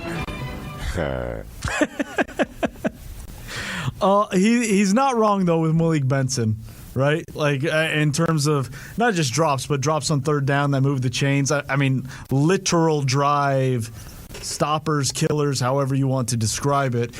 And again, I think it was just so almost jarring, right? Because, I mean, we haven't seen the ball hit the ground when a pass is made to Malik Benson this entire summer, this entire offseason. The offense has been relying on him to move the chains and to make big plays. A little bit. A little bit, specifically with Fernando. So that's why it was jarring, not just once, but twice. And you could see him react, I think, especially after the first one. Like, he slams his, hands on his helmet, like, and that's where you want to see, all right, bounce back. And then it happens again, and you're like, okay, it was punched out, but still, that's the margin of error in the National Football League that they're learning in real time. So that's why I sit there and say I was a bit perplexed last night, but I'm a bit torn today, Vinny and Clay, when starters need to get run.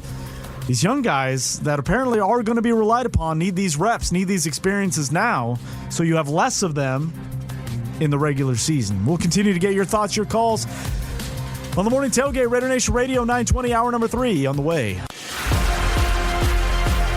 This is the Morning Tailgate. I'll just tell the Raider Nation that we have to earn your trust. We got to earn those seats in the stands by putting a great product on the field. Words will not do it. It's our actions. With Vince Sapienza, Vinny Bonsignor, and Clay Baker on Raider Nation Radio 920. Hour number 3 here on the Morning Tailgate, Raider Nation Radio 920, the flagship for the Silver and Black. Vince Sapienza, Vinny Bonsignor, and Clay Baker coming alive from Las Vegas to Houston on what is a Victory Friday for the Raiders. Coming out on top against the Houston Texans, 22-20, comeback fashion, 19 points scored in that second half. Aiden O'Connell, the 1-yard quarterback sneak in the final 8 seconds of the game to deliver the Raiders their first preseason win in 3 years. Thank you. Snapping an 8-game winless streak in exhibition contests. 702-365-9200 is the number. The question we're asking, your takeaways from preseason game number 2. How does your outlook on Fernando Mendoza change, if at all? Did you see progression, regression, status quo? What did you make of one Fernando Mendoza? We're going to hear from Super Bowl champion Chris Thomas here in about 10 minutes' time. Unnecessary Roughness' own and Raider Nation Radio's Q Myers set to join us as he's touching down, Clay. He's getting back from Houston? Yeah. This Raider crew, Raider Nation Radio crew is in the air, landing, getting ready to hit soil in order for the content today. JT the Brick will be live from 12 to 2 and Q Myers 2 to 5. Let's go. So we'll be catching up with Q, get his perspective as he's had a night to now marinate on what he saw and what he took in. Raiders head coach Clint Kubiak is set to meet with the media via Zoom coming up at 10 a.m. our time. And so a lot to, again, as we said, unpack. We're probably not going to get to everything from preseason game number 2 today because the big topic of discussion is Fernando Mendoza. Clint Kubiak's decision to rest the starters, and Clint Kubiak was asked specifically about the defensive starters getting some time to rest. Here's what he had to say. Yeah, that was the plan all along. When we have those joint practices, they get so many reps. That joint practice is the game, and that's the guys understood that going in, and that's how we decided to play it. So that's topic number 1, the decision to rest the starters on both sides of the ball, really. And then, again, the other topic that, again, you have seen time and time again this morning and last night, Fernando Mendoza's pick 6, a learning lesson in a learning curve in the harshest way possible, a 80-yard pick 6. Here's Clint Kubiak's reaction to the pick 6 and Fernando. Yeah, the response that's who he is. I think defensively they covered the play really well, and the backer did a great job stepping in front of our check down. I got to go watch it, but the response is what we come to expect from him. So that's Clint Kubiak talking about Fernando Mendoza and the response that his young quarterback had following that pick six straight completions. Again, 5 drives worth of work, 8 of 15, 86 yards, just leading the offense to just 3 points on the day. But again, as we've noted, a couple drops here and there. Obviously, that pick six made for an up and down day, but as I continue to call it, progression, Vinny. And I completely agree. There was nothing that I saw last night that would make me worried. It was a mistake. It happens in football. Kirk Cousins threw a pick six at the very end of Tuesday's practice. Kirk Cousins has thrown pick sixes in his career, well into his career. Matthew Stafford has thrown pick sixes. I mean, there was a couple of years ago he threw like back-to-back pick six touchdowns, interceptions. It happens to the best of them, and it happened to Fernando Mendoza. Last night, but what I liked and really was focused on was the response immediately afterwards, and he didn't miss a beat. He came right back out on the field. He ended up completing 6 straight passes. Like we've mentioned, didn't get a lot of help from Malik, and that's going to happen too. And by the way, for Malik, I'll say this: the first one was an egregious drop. The second one was a really good play by the cornerback. I mean, you got to learn when you get your hands on the ball. You got to get your hands on the ball and make sure that you have a tight grip on that. But there's also players that are taught to do exactly what that defensive back did: punch it out, and that's what happened. So I wouldn't classify that one as a drop. I would classify it as a learning experience for Malik that, catch the ball, secure it, just hold on to it because somebody's going to take a swipe at it, and that's exactly what happened. So it was really just one drop by Malik. The other was really a good play by the cornerback or defensive back, and very unfortunate for Fernando and for Malik. Up on the text line, East Oakland Raiders says, what up, Tailgate? 3 takeaways, both lines on both sides, a bit scary depth-wise. 2, Kirk needs and will be starting quarterback as of now. Mendoza needs to keep grinding. And 3, Tokyo Toe, a good story, but he is not who has Carlson. Oh, he is not who he was. Who has Carlson's number? We need to get him on speed dial. Don't know why they didn't re-sign him. He's not going to break the bank, but as always, go Raiders. Tough night for Kansei Matsuzawa, the Tokyo Toe. 2 extra points missed. This comes on the heels of a missed field goal against the Cardinals as well as a botched kickoff. Tough stuff for him. Matt Gay, I think that competition is now over. Right? Matt Gay hit his 52-yard field goal yesterday. His kickoff was fine, the one we saw. I don't know how else to dig into that one other than this feels pretty one-sided. When you're the Lou Groza Award winner in college, you're the best kicker, right? And you feel like that will easily translate to the NFL. That is not so. There are so many factors that go into it. And for Matsuzawa, it's one of which he wasn't able to put it all together so far in this portion of the year. And maybe he needs a little more time. But either way, time's ticking for him on the Raiders when you're not able to hit 2 extra points in the preseason. Yeah, I think it's almost a guarantee that he ends up on the practice squad. That was the plan all along. Nobody's going to, claim him off of waivers. Unless he was, kicking 70-yard field goals during the preseason. It was a very safe bet that he was going to get through waivers. They were going to put him on the practice squad. That was the plan all along. I would be surprised if that doesn't continue to be the plan. And even if you don't feel like if something were to happen to Matt during the course of the season, if you don't feel good about Special K replacing him during the season, that he's not quite ready. There's plenty of kickers out there that you can bring in for a week or 2 or whatever the case might be. Veteran kickers that you have a little bit more confidence in to fill that role in a short period of time. There's still something there with him. I think it's just him making that adjustment to the NFL. There's, it's a big new world for him, and he hasn't handled it well, but that doesn't mean that he eventually won't. So I think in one way, not that you want to see a kid struggle or anything like that, but I think he's going to end up exactly where he was going to end up anyway, and that's on the Raiders practice squad and honing his skill and being somebody that hopefully could pay off down the road. Anthony from Vegas, our special teams weren't bad. They were terrible. A mess of penalties, missed tackles, bad kicking, and terrible field position. Good, though, to get the win. Raider Sean says, good morning, gents. It was a good win, but in my opinion, I think Clint Kubiak set Mendoza up for failure putting that line out there. Pressured a ton. Penalties just bad. Meredith not good. Could have gotten our franchise quarterback injured. Gage says, Fernando regressed from last week. Looked very pedestrian. If he plays next week, we need progress. His game was average at best after his pick 6. Again, that's where I'll just agree to disagree. I don't see it as regression whatsoever with Fernando. Well, I think we all kind of knew that there would be a pick 6 coming. There's going to be moments of strain. That's how rookies are, introduced into the league. No one's ever going to be perfect coming into this portion of the season as a rookie quarterback. So we have to kind of condition ourselves for looking and gauging progress in different measure instead of just somebody that's going to have a perfect rating and be throwing touchdowns all over the field. Going into last night's game, full disclosure, I'll peel the curtain back a little bit. Vince knows a little bit of this as well. Anyway, at the California Post, we put a coverage plan together going into a game, especially a game that starts at 5:00, and you're starting to talk about deadlines and things like that.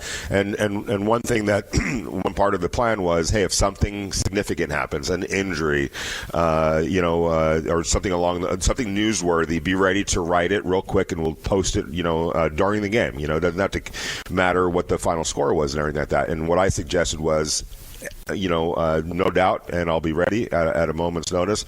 But also, if a big play were to happen, and my editor was like, "Yeah, it's preseason, a big play." I go, "Look, if Fernando throws a big 70-yard touchdown pass, or there's a pick 6, it's going to be news." And so he's like, good point. So it is the first pick overall. And so, not that I expected anything like that to happen, but I was prepared for something like that to happen, because it does happen. And that isn't regression. I mean, is every time Patrick Mahomes has thrown an interception, is that a regression, or is it just football? Right? I mean, we're talking about great quarterback. Just go look how many times Matthew Stafford. You know what? You may know better than I do, Clay, because with the connection to the Lions. But he's thrown plenty of pick 6s over his career, and he's still the reigning MVP. Right? Yeah, it took him years to hone his craft. Not only that, I mean, but he was yes, exactly. But he was also a championship caliber quarterback pretty early on. He was just not on very good teams. He goes to the Rams, and he's now being surrounded by players that complement him in a way that wasn't always the case with the Detroit Lions. But that's to me that's almost beside the point. Even today, as a finished product, he still throws pick 6s, as do all quarterbacks in the NFL. It's just part of the other teams are really good too. So that doesn't mean you've regressed. It just means you made a mistake in that particular moment. And the key has always been, whether it's for Matthew Stafford, Patrick Mahomes, Josh Allen, who, by the way, turned the ball over 3 or 4 times in the AFC Championship game. Did he regress, or did he just have a bad day that day? Right? Or is anyone talking about him like, oh my God, I wonder if he's regressed and if we're not going to see the same Josh? No, they're talking about the Buffalo Bills as being a Super Bowl contender because they've got the best quarterback in the NFL, probably. So anyway, I'm on a little bit of a soapbox here, but we can't take every good or bad like he's there. No, he's just taking a step back. It's just all part of the learning curve and the development process, and you're just going to have to accept that there's going to be good or bad, but that doesn't mean he's taken a bunch of steps forward and then fallen way back. You can't live on that roller coaster ride, and he certainly can't live on that roller coaster ride. And it seems as if he is not, which is the best news of it. Jimmy in Vancouver says, good morning, Vince, Vinny, and Clay. I totally agree. The starters should have played at least one more series in the last preseason game. Now, from last night's game, I love the resilience, mental toughness the boys showed. It showed us that they are on the right path by creating healthy culture, tough character. I'm concerned about the dumb penalties, the place kicking. If anything happens to Gay, we're in trouble. Do you think they should sign Carlson or at least bring him in on a tryout, Jimmy in Vancouver? Well, I don't think they would need to try out Daniel Carlson. I think Daniel Carlson is as known a commodity as there is in terms of kickers in the NFL. And if something were to happen, I mean, it's an easy connection to make, right? So we'll kind of wait and see on that. Fred, I'm happy with Fernando Mendoza's performance. Just wish he played with the ones. Disappointed with Benson's drop. Concerned with linebackers, backups in case of injuries. Dissatisfied with Kuntz. And mad at rookie McCoy for stupid penalty. Also, special teams penalties. Concerned overall. Good comeback by OC. Very happy with all the running backs. I will agree with most of that, except I don't agree with the McCoy. Neither do I. I don't think that's a penalty, and I'm just going to sit on that hill and disagree with it until I'm blue in the face. I think that is a ridiculous call, and I think that is not the basis of why that penalty is there. That's just me, so I'll get off that soapbox for now. In terms of the backup linebackers, I thought Cody Lindenberg had a tougher day compared to the one we saw against Arizona, right? Like in Arizona, I saw Cody Lindenberg kind of getting in those gaps in those running lanes, making those tackles. He's kind of having a tough time with Houston, especially with the ones in there. So, again, in terms of Cody, who seems to have taken a big step from year 1 to year 2, there's also the caveat that he has not played a lot of quote-unquote football because he didn't play a single snap on defense a year ago. So I don't want to say there's a learning curve for him, but as a late round pick a year ago that was fighting to make the team, carve his way out on special teams, stepping up to a bigger role as that backup guy behind essentially Nakobe, because Cody is the green dot with those twos, and Nakobe is the green dot with the ones, obviously. So obviously step up for him. Maybe not the best day, but you are a little bit thin at that linebacker core if Quay and or Nakobe go down. I mean that's just the that's. Although just the I think Lindenberg would step right in. I really believe that. I like it. I really believe it. I love what I'm seeing from him. Big, athletic, smart. I mean, he plays sideline. That guy's gonna. I think he has a future. Beautiful. 702-365-9200. Get to more of your thoughts, but joining us now,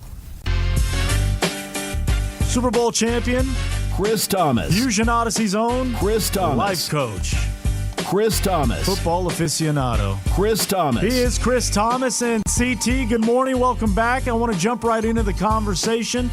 You obviously saw the Fernando Mendoza performance. As somebody who's been in those locker rooms, been through highs and lows, seen quarterbacks good and bad, good moments, bad moments. If you're one of those guys in the locker room, how are you looking at Fernando Mendoza today? Good morning. Good morning. Well, I'm loving what I'm seeing out of Fernando. I thought he played outstanding. I really did. Everyone could sort of say he needs to clean some stuff up, and I'm sure he's going to be very critical of himself, as any great quarterback would be. But you look at that one interception that he threw.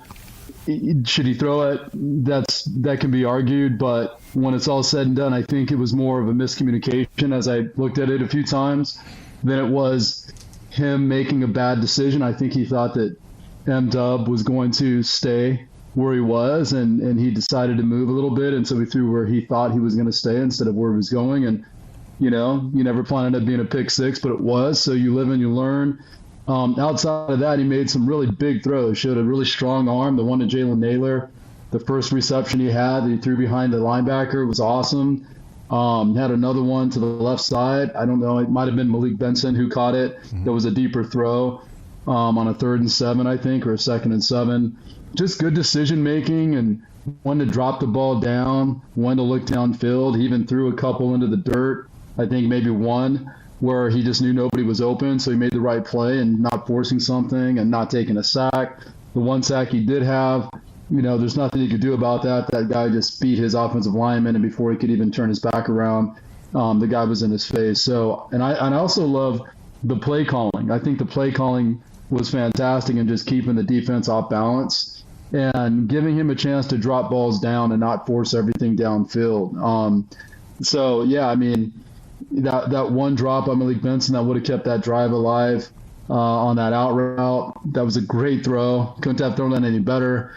And just his poise. We talk so much about him never going under center in college. And I don't know. I think it's it's made to be a much bigger deal than what it is. He's a smart guy. I don't think it's a huge adjustment if you put some time into it. When he's a big guy, so he can see over the line. So that's not an issue in terms of pulling back from the offensive line. But more than anything, I just love his whole approach to the game.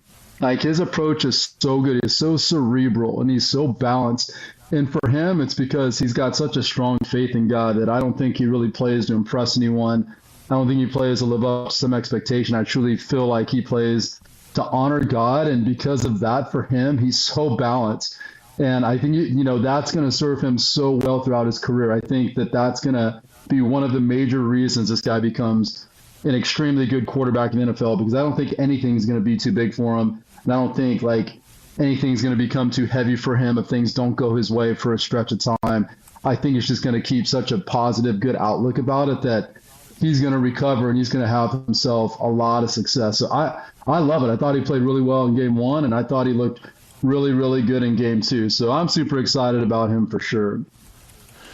Chris, you mentioned the resiliency. You mentioned the balance that he has in his life. Obviously, being faith-based, all of those things. I almost look at it as one of his superpowers, and I don't think that I'm wrong to couch it like that, because it is so important in life, in the NFL, which is what we're talking about. To be able to have that kind of balance and have that kind of foundation, because you're going to be dealing with ups and downs nowhere more than at quarterback, which is so pronounced, so in everybody's face, so talked about, videoed, all of that type of thing. When you do think about what I consider a superpower, am I off base to say that when you're talking about a quarterback's traits, that's one that is absolutely just as important as arm strength and everything else? Oh, unequivocally, yeah. And it's so funny because we kind of talked about it last week with JPJ and, just dealing with anxiety and the pressure these guys feel and the business being potentially overwhelming at times, and trying to hold on to living the dream and trying to hold on to a starting spot and, trying to just hold on to a roster spot or whatever it is. And it's like, you have to have something that keeps you stabilized. You really do. And it's interesting because everyone out there wants everyone to feel like football's their life, and every waking moment of their life has to be spent on how do I be great so I don't let every Raider fan down, you know what I mean, or fanatical fan down across the league. It's like every person out there watching the game who's a fan of the Raiders wants every guy to carry this enormous weight, and it's like, one, that's not their role or not their responsibility. They don't owe that to you. They owe it to the organization to give their best effort, which is imperfection, but having brilliant moments enough that they could be very relevant and creating success. But with that said, not the average person doesn't go to work and have to deal with, the potential pressure of playing in the NFL and what comes with that. So to have that foundation, especially the position of leadership, that can really permeate a locker room and really have a positive influence on other guys and helping them stay balanced, right? You just threw a pick and you're not flying off the handle. There's no helmet flying off the sideline. You're not kicking the Gatorade, canister over or whatever.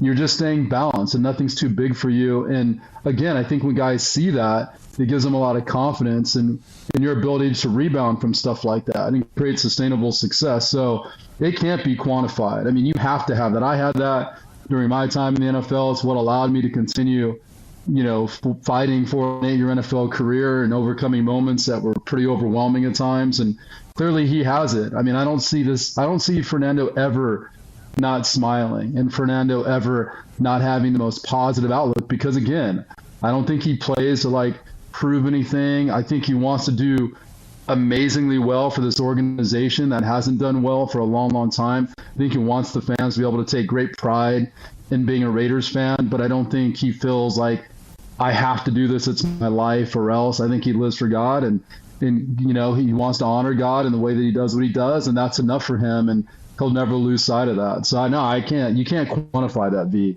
at all.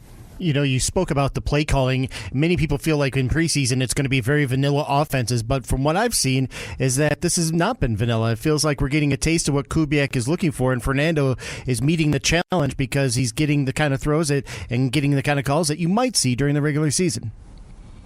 Yeah, and you know what, CB? I think it really shows like where his strengths are. I think his strengths are, being a guy who can, read defenses and go through his progressions, and again, not force things downfield and already have an idea beforehand where he might be going with his first or second read. I think that he's got a really good feel about that because, again, he's very cerebral and he's very level-headed about it, and I think he understands what the game is. So I think he comes in already with that advantage, to be honest with you, very much like Kirk Cousins, and the fact that they don't have a number one, you can argue Brock is that guy, but I mean, we all know what I'm talking about, a number one wide receiver, clearly. The fact that they don't have that, I think it's going to be critical for Kirk Cousins and for Fernando, should he ever have to play this year, to really be able to go through progressions and make the right reads. And I think that's a big part of Clint Kubiak's offense too, like not forcing it to one guy, like make the right decision. And both those guys, I think, are built to do that.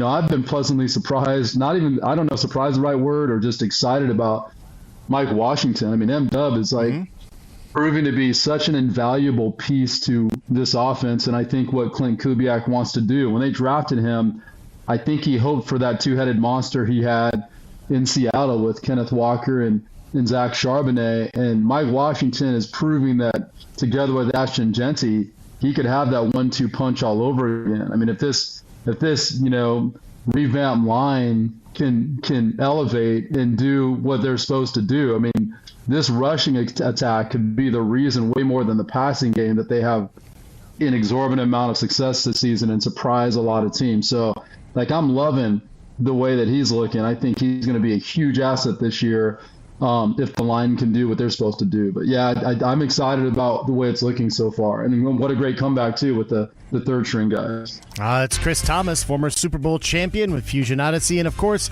go on Instagram at Chris47Thomas and see the great work that he does with student athletes, amateur athletes. And he's the sports whisperer. Go online. Instagram, Chris47Thomas. We appreciate it, Chris. We're out of time. We're up against it. Let's do it again very, very soon, and we'll get more thoughts on the progress of what this offense is beginning to look like with Fernando Mendoza. Thanks again, man. All right, my friends. Have a great weekend. Thank you, CT. In fact, coming up next, we will go to Q Myers.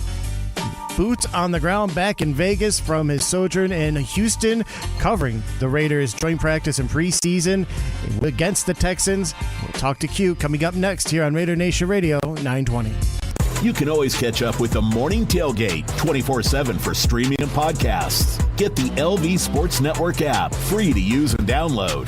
Now, let's get back to the Morning Tailgate. Yeah, I think first is always trusting the offensive line and having that communication with the offensive line. They need to trust you to make the right checks, and we need to trust them to protect, which you do a fantastic job at. And so it's also for me to work on my pocket movement. And Coach Kubiak, Coach Chinook, and Coach Sullivan, we've identified that I need to work on my pocket movement a little bit. Maybe it's stepping up in the pocket, maybe stepping side to side to gain a little bit more time and try to best serve my teammates and offensive linemen. That's one Fernando Mendoza. You're never going to get this guy to say a bad thing about a teammate. Even when there's 5 guys on the offensive line beaten by a 3-man rush, he said, it's just a good opportunity for me to use my feet, work on my pocket presence a little. I mean, the guy's unbelievable in terms of you're never going to hear him throw anyone under the bus. It's in the self-awareness and the constant just understanding betterment is second to none. Speaking of betterment, I do think he said there was a miscommunication with Mike, and he was being honest about it, and maybe there was. What we thought was just a really bad throw might have been more on the running back right there. So, and I don't know how to always take that. I mean, I feel like if that's the truth, that should be explained. This whole thing where everybody's got to take the blame all the time, when actually it might have been something more to it than just me making a bad throw, or from a wide receiver's, perspective, I ran the right route, he threw the wrong pass. Like, where do we draw the line with the honesty of it, and just saying, and if you are actually honest about it, referring to it as throwing somebody under the bus? That's a fair question. Well, we've got, because he said it. That's what he said. It's a fair question. We've got more questions. And joining us now from Unnecessary Roughness, Locked On Raiders, Raider Nation Radio 920, a man who is a traveling man on this day. Incredible work over there in H-Town. Q Myers, you, JT, and I guess Vinny. I guess we'll include Vinny. The whole Raider Nation Radio. You don't got it. All good. Great work this week in Houston. Q, good morning. I know it was a late night, early morning. We appreciate your time as you get ready for your show from 2 to 5 today. But I do want to get your perspective now that you've had a moment to sleep on it and enjoy the world of traveling. How do you look back on this week for the Raiders and the work they put in Houston? I think it was telling. I think it was a good learning experience for them. I think it gave them a good early on measuring stick of where they are, where they want to be, things that they can do better, and realize that what they do well at practice and we see, and it looks really good, like the coverage in the secondary or a wide receiver that's shining. You know, when you go up against someone else that you don't know their tendencies, you start to realize that, okay, well, maybe we're not really as good as we are. You know, they always say it's never as good as it is, or it's never as good as it looks, and it's never as bad as it looks. I think that the Raiders understand that there's a long way to go. They've got a really good test by a team in the Texans that are deep defensively. They're not just first team deep. They're second team, third team deep defensively. And so I think that really helped them understand where they are at this stage of the day, as far as their offense goes and their skill position players. And then defensively, I think they realize, like, hey, we need to figure out how to shore up the run. We need to make sure that we're better on third and long. Somebody not named Max Crosby has to find out how they can get some pressure on the quarterback. Like, those are all teachable moments, and if you're going to learn those things, I'd rather them learn it in August than, mid-September or mid-October when you're 0-3, 0-4, and all of a sudden fingers start getting pointed at each other. Look, I know we're going to talk a lot about Fernando Mendoza, and rightfully so, but I felt like we saw some progress with the defensive secondary. It might not have shown up in the stats, and especially in Jamad McCoy's case. I was sitting right next to Q, and there were a couple of times where, like, he was right there. I mean, that was just a really good NFL pass, and sometimes you just have to tip your cap. But between he, Massis, and Stukes, I felt like it was a much better night last night than compared to against the Arizona Cardinals. What are your thoughts? It seemed like they were getting more confidence, and that's where the better night will come from. Is that they're trusting their eyes, they're trusting their technique, they're trusting what they've been working on, right? I mean, it seemed like last game against the Cardinals, they were trying not to make a mistake. This time, they're like, oh, wait, it's just football. Let's go ahead and let it rip. Let's go out there and do what we know how to do. We've been trained to do. And, this is how we go execute. McCoy, like you said, a couple times was right there in coverage, and sometimes the catch happens, and like you said, it happens. And so, all right, good on good. You won that one. That's fine. I'll get it back. Now, he can't go and make a dumb mistake and get a 15-yard penalty when they're getting off the field. Like, you can't do that. And even though I think it was a weak penalty that they called, they're going to call it. So they called that, and it stopped them from getting off the field, and it allowed the Texans to stay on the field, and they go score some points. So those are teachable moments as well on what not to do, and I'm sure Coach Kubiak, when he speaks at 10, will probably speak on that, on the penalties. I know he was pretty adamant last night about the penalties. Those were mainly special teams ones that he was talking about, but those are the areas that I'd like to see them clean up, because they're not good enough at this stage of the game to overcome those kind of mistakes. And most teams aren't. Like, let's not make it, a Raider exclusive. Most teams aren't okay to be able to overcome these bad, stupid penalties. But the Raiders in particular really can't right now as they're trying to build this team. If a majority of the starters don't play against the Texans, what's your philosophy on starters playing in season week 3 against the 49ers? Yeah, I don't know. I mean, Lincoln Kennedy tells me all the time, and I'm glad he does, because it has to remind me, because I get frustrated, that we don't know this coach's tendencies when it comes to preseason, because we've never seen it before. I thought it was a mistake, just to be 100% blunt and honest. I thought it was a mistake not to play the starters last night. You don't need to play Max. You don't need to play Brock, but I'd have liked to have seen Kwity Paye out there for a little bit, seen Nakobe Dean out there for a little bit. I know Coach said Jack Bech was out there. I didn't see Jack Bech out there, so I don't know where that came from, but maybe I just didn't see him. I'd have liked to see the offensive line out there. If you're going to put Fernando out there for a whole half, I'd have liked to see Fernando out there for a quarter, or for the other starters, for a quarter or 2 or 3 drives, whatever the case is. Like, I think that they missed an opportunity of some valuable reps against a really good team by not putting them out there. And I don't think that they're going to go on Thursday against the 49ers, only because how they've been treating preseason so far. The majority of coaches that we've seen have been treating the preseason, now that it's only 3 games, is that second game is the dress rehearsal, not the third game. So I would be shocked to see them play on Thursday. I'm actually expecting it to be, the Aiden O'Connell and Jacob Clark show on Thursday against the 49ers. And so I don't really know. I guess they're satisfied with where they're at, but I thought that they missed out on a good, teachable, learnable, measuring stick where you're at moment by not playing those guys last night. Q Myers with us here on the Morning Tailgate, Raider Nation Radio 920, getting back from Houston. Q, did you see enough progress from Fernando Mendoza from the Cardinals to the Texans? Yeah, you saw good from him. I also saw that he's still a rookie, and he's going to make some rookie mistakes. And I know you guys were talking about that interception that he threw, the pick 6. Was that Mike Washington? Was that on him? I think it was on a combination of the two, to be quite honest. And, it's the same pick, basically, that he threw in practice, right? He was trying to get it to the running back, Ashton Genty, in practice. It goes for a pick 6 to Jalen Petrie. He was trying to get it to Mike Washington last night. It goes to a pick 6 to the linebacker. So, there's just certain things that he's going to have to work on. There's obviously communication. And, again, that's why I was kind of disappointed that we didn't see some more of the starters, because that's the opportunity for you to get on the same page. Like, would it be shocking to any of us that him and Mike Washington were on the same page? No. Why? Because they don't, always interact with each other and always playing with each other at the same time. So, So these are moments that you have to build on, and like I said, go up against an opponent that's not you. You know your guys. I can break down, the guys that I'm going up against every single day and realize, hey, this is how I could beat Eric Stokes. This is how I could beat, Jermad McCoy.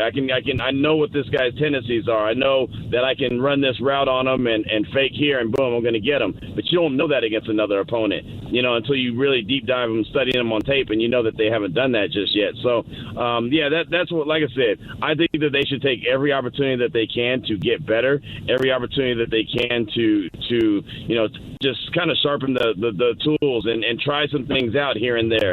And, and they didn't do that last night. And again, Clint Kubiak told us that the film that he saw on Tuesday was going to determine who played. So apparently, if you're the head coach and you don't play him, you were satisfied with what you saw on Tuesday.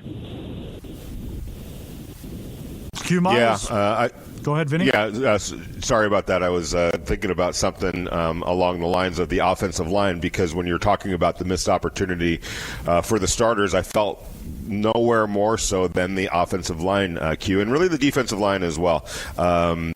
Stopping the run. I know the numbers, the run numbers weren't all that awful by the end of the game, but it started horribly. And who knows what would have happened had they stayed with their guys, the Texans. It could have looked really ugly. So from the offensive line not getting that opportunity and the defensive line not getting that opportunity, and the continued run struggles defending the run, what do you come away with from Houston on those three fronts? Well, I just think that the defensive line has to continue to work and grind. And look, I know Max Crosby makes a big difference, but he can't be the only guy. He can't be the only guy that slows down the run. He's got to be, he's got to have help.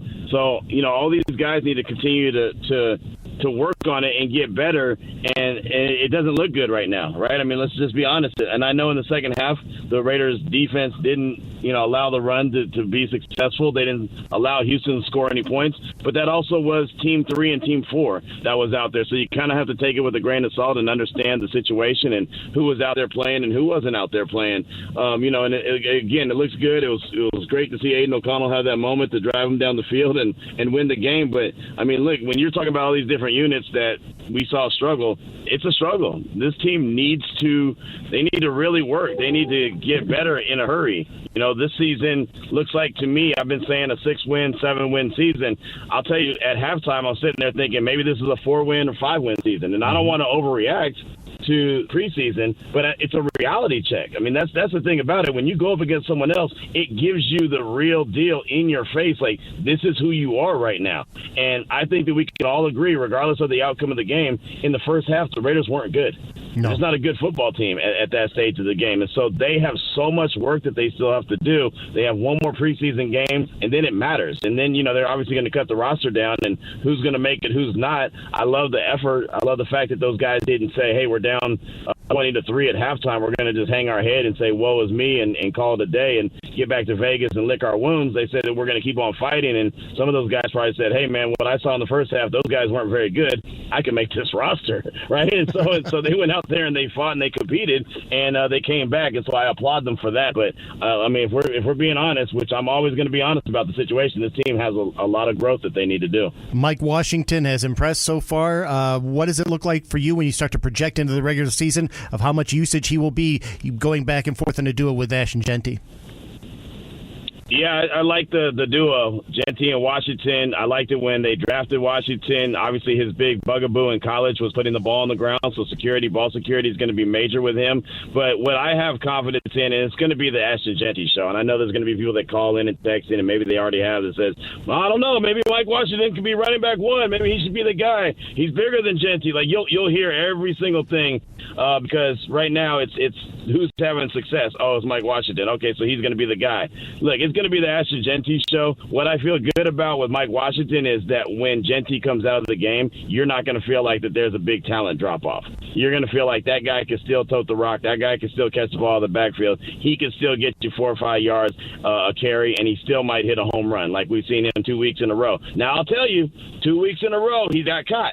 Right, so he's got that breakaway speed, but he ain't got that home run breakaway speed. He ain't got that Genty speed, right? I mean, and I know he got tripped up last night, and maybe one more step and he's gone. But he also week one, right? The defensive player had a nice angle on him and caught him. So he's not going to be the guy that just runaways and hide from you. He's quick and he's strong, but he's not the fastest dude, and that's been shown a couple weeks in a row. But I like what he brings to the table, man, and I think that that's going to really help this running back room in general, knowing that you have Genty and him as opposed to Genty and, well, who's going to help him out if he has to come off the field. That running back by committee could be pretty fun to see for the Raiders this year, but the offensive line's got to be putting in the work. Locked On Raiders, Unnecessary Roughness right here on Raider Nation Radio 920, 2 to 5 today. It is Q Myers, late night in Houston, early morning back here in Las Vegas. Q, we appreciate the time, analysis, and perspective. What do you got on tap for the show tonight? Man, good question. I have no idea. No, I'm kidding. I don't even know where I'm at, man. Hey, no joke. I was asleep on the train. I was asleep on the plane, right? And all of a sudden, I woke up and I was kind of in a shake. Like I started shaking, like I was going through convulsions or something. I was having a dream that I was driving a car in reverse and the brakes weren't working. So that's where my mind's at right now. Oh, I've had that. So bad, man. I've had that dream before. Oh my God, I was like, I'm gonna crash. And so I woke up tripping. So what does that mean? I thought I was a crackhead, but it was just a dream. So I'm good. That's because you were going back in time. You were leaving the time zone in Houston and going back to the West Coast and picking up time. So you were going back in time. Man, I was shook, man. I was so glad that was a dream, man. I just knew I was about to crash my car. I was about to be upset. I think my mom has a dream book. I'm gonna see if I can figure out what that means. Yeah, let's interpret that dream. I'll get back to you. Q, we appreciate you nonetheless. Great work this week in Houston. We'll talk again. All right, brother. Appreciate it. Thanks so much. Thanks, that's Q Myers. Make sure you tune in. Unnecessary Roughness today from 2 to 5 with Q Myers. And again, obviously, JT the Brick from 12 to 2 prior to that. We are going to step aside, get our final thoughts for the final sit-down, but not before Clay has a gift for you. All right, final kick at the can for movie tickets to go see Jason Statham in Mutiny. Premieres tonight. We have gift certificates for you to go take to a local theater near you. You got to pick them up at Lotus Broadcasting, so be caller 9 at 702-365-9200. This is the Morning Tailgate. Oh, Paisan. Oh! Back up. I'll talk to him about it. I've been telling you for months now this guy's no good. I want to sit down. All right. Answer the phone. I want to sit down. On Raider Nation Radio 920. It is the final sit down here on the Morning Tailgate, Raider Nation Radio 920. Big thanks to all our guests here on today's program. Alex Eschelman, KTNV, Super Bowl champion Chris Thomas, Unnecessary Roughness owns, Raider Nation Radio's owns Q Myers, and you, Raider Nation. The text line was overflowing, so apologize for not being able to get as many as I was hoping to do so, but try and get a couple more in, maybe one. Omar says, I've been pounding the table for Mendoza to get the runs with the ones in preseason, mainly the O-line. They really need to develop that chemistry. Why not start now? Mendoza getting hammered behind that second-string O-line. I want to see what it could look like behind the ones. I think every single player besides Brock and Max need run in the preseason. There's way too much work still to do on both sides of the ball. Take advantage of getting some actual playing time together, preseason or not. Omar in the Bay. Omar, I completely agree with you. I thought it was a missed opportunity yesterday. I know Q said that he doesn't think we're going to see the ones next week. I think we have to, in some form or capacity outside of Max or Brock. Clay, it'll be interesting. I tend to think that ship may have sailed. Just maybe not worth the risk in the third preseason game, especially with the 49ers. You got to also wonder, all right, like what level of 49ers are they even gonna see, right? If it's like the bottom guys that are going to be on the practice squad or not even in the league, I don't know that makes a whole lot of sense, just because you're not getting the real work, the quality work that you would want against their starters or even their second team guys. And then does that how does that weigh against the potential of injury? So I don't know. I'm dubious that we're going to see the starters a week from last night. No doubt we'll continue the conversation next week. For Vinny Bonsignor, Clay Baker, I'm Vince Sapienza. JT the Brick, 12-2, Unnecessary Roughness with Q Myers from 2 to 5. Clint Kubiak set to meet with the media a little after the hour. You will hear from him throughout the day on the flagship for the Silver and Black, Raider Nation Radio 920. We will talk to you on Monday here on the Tailgate.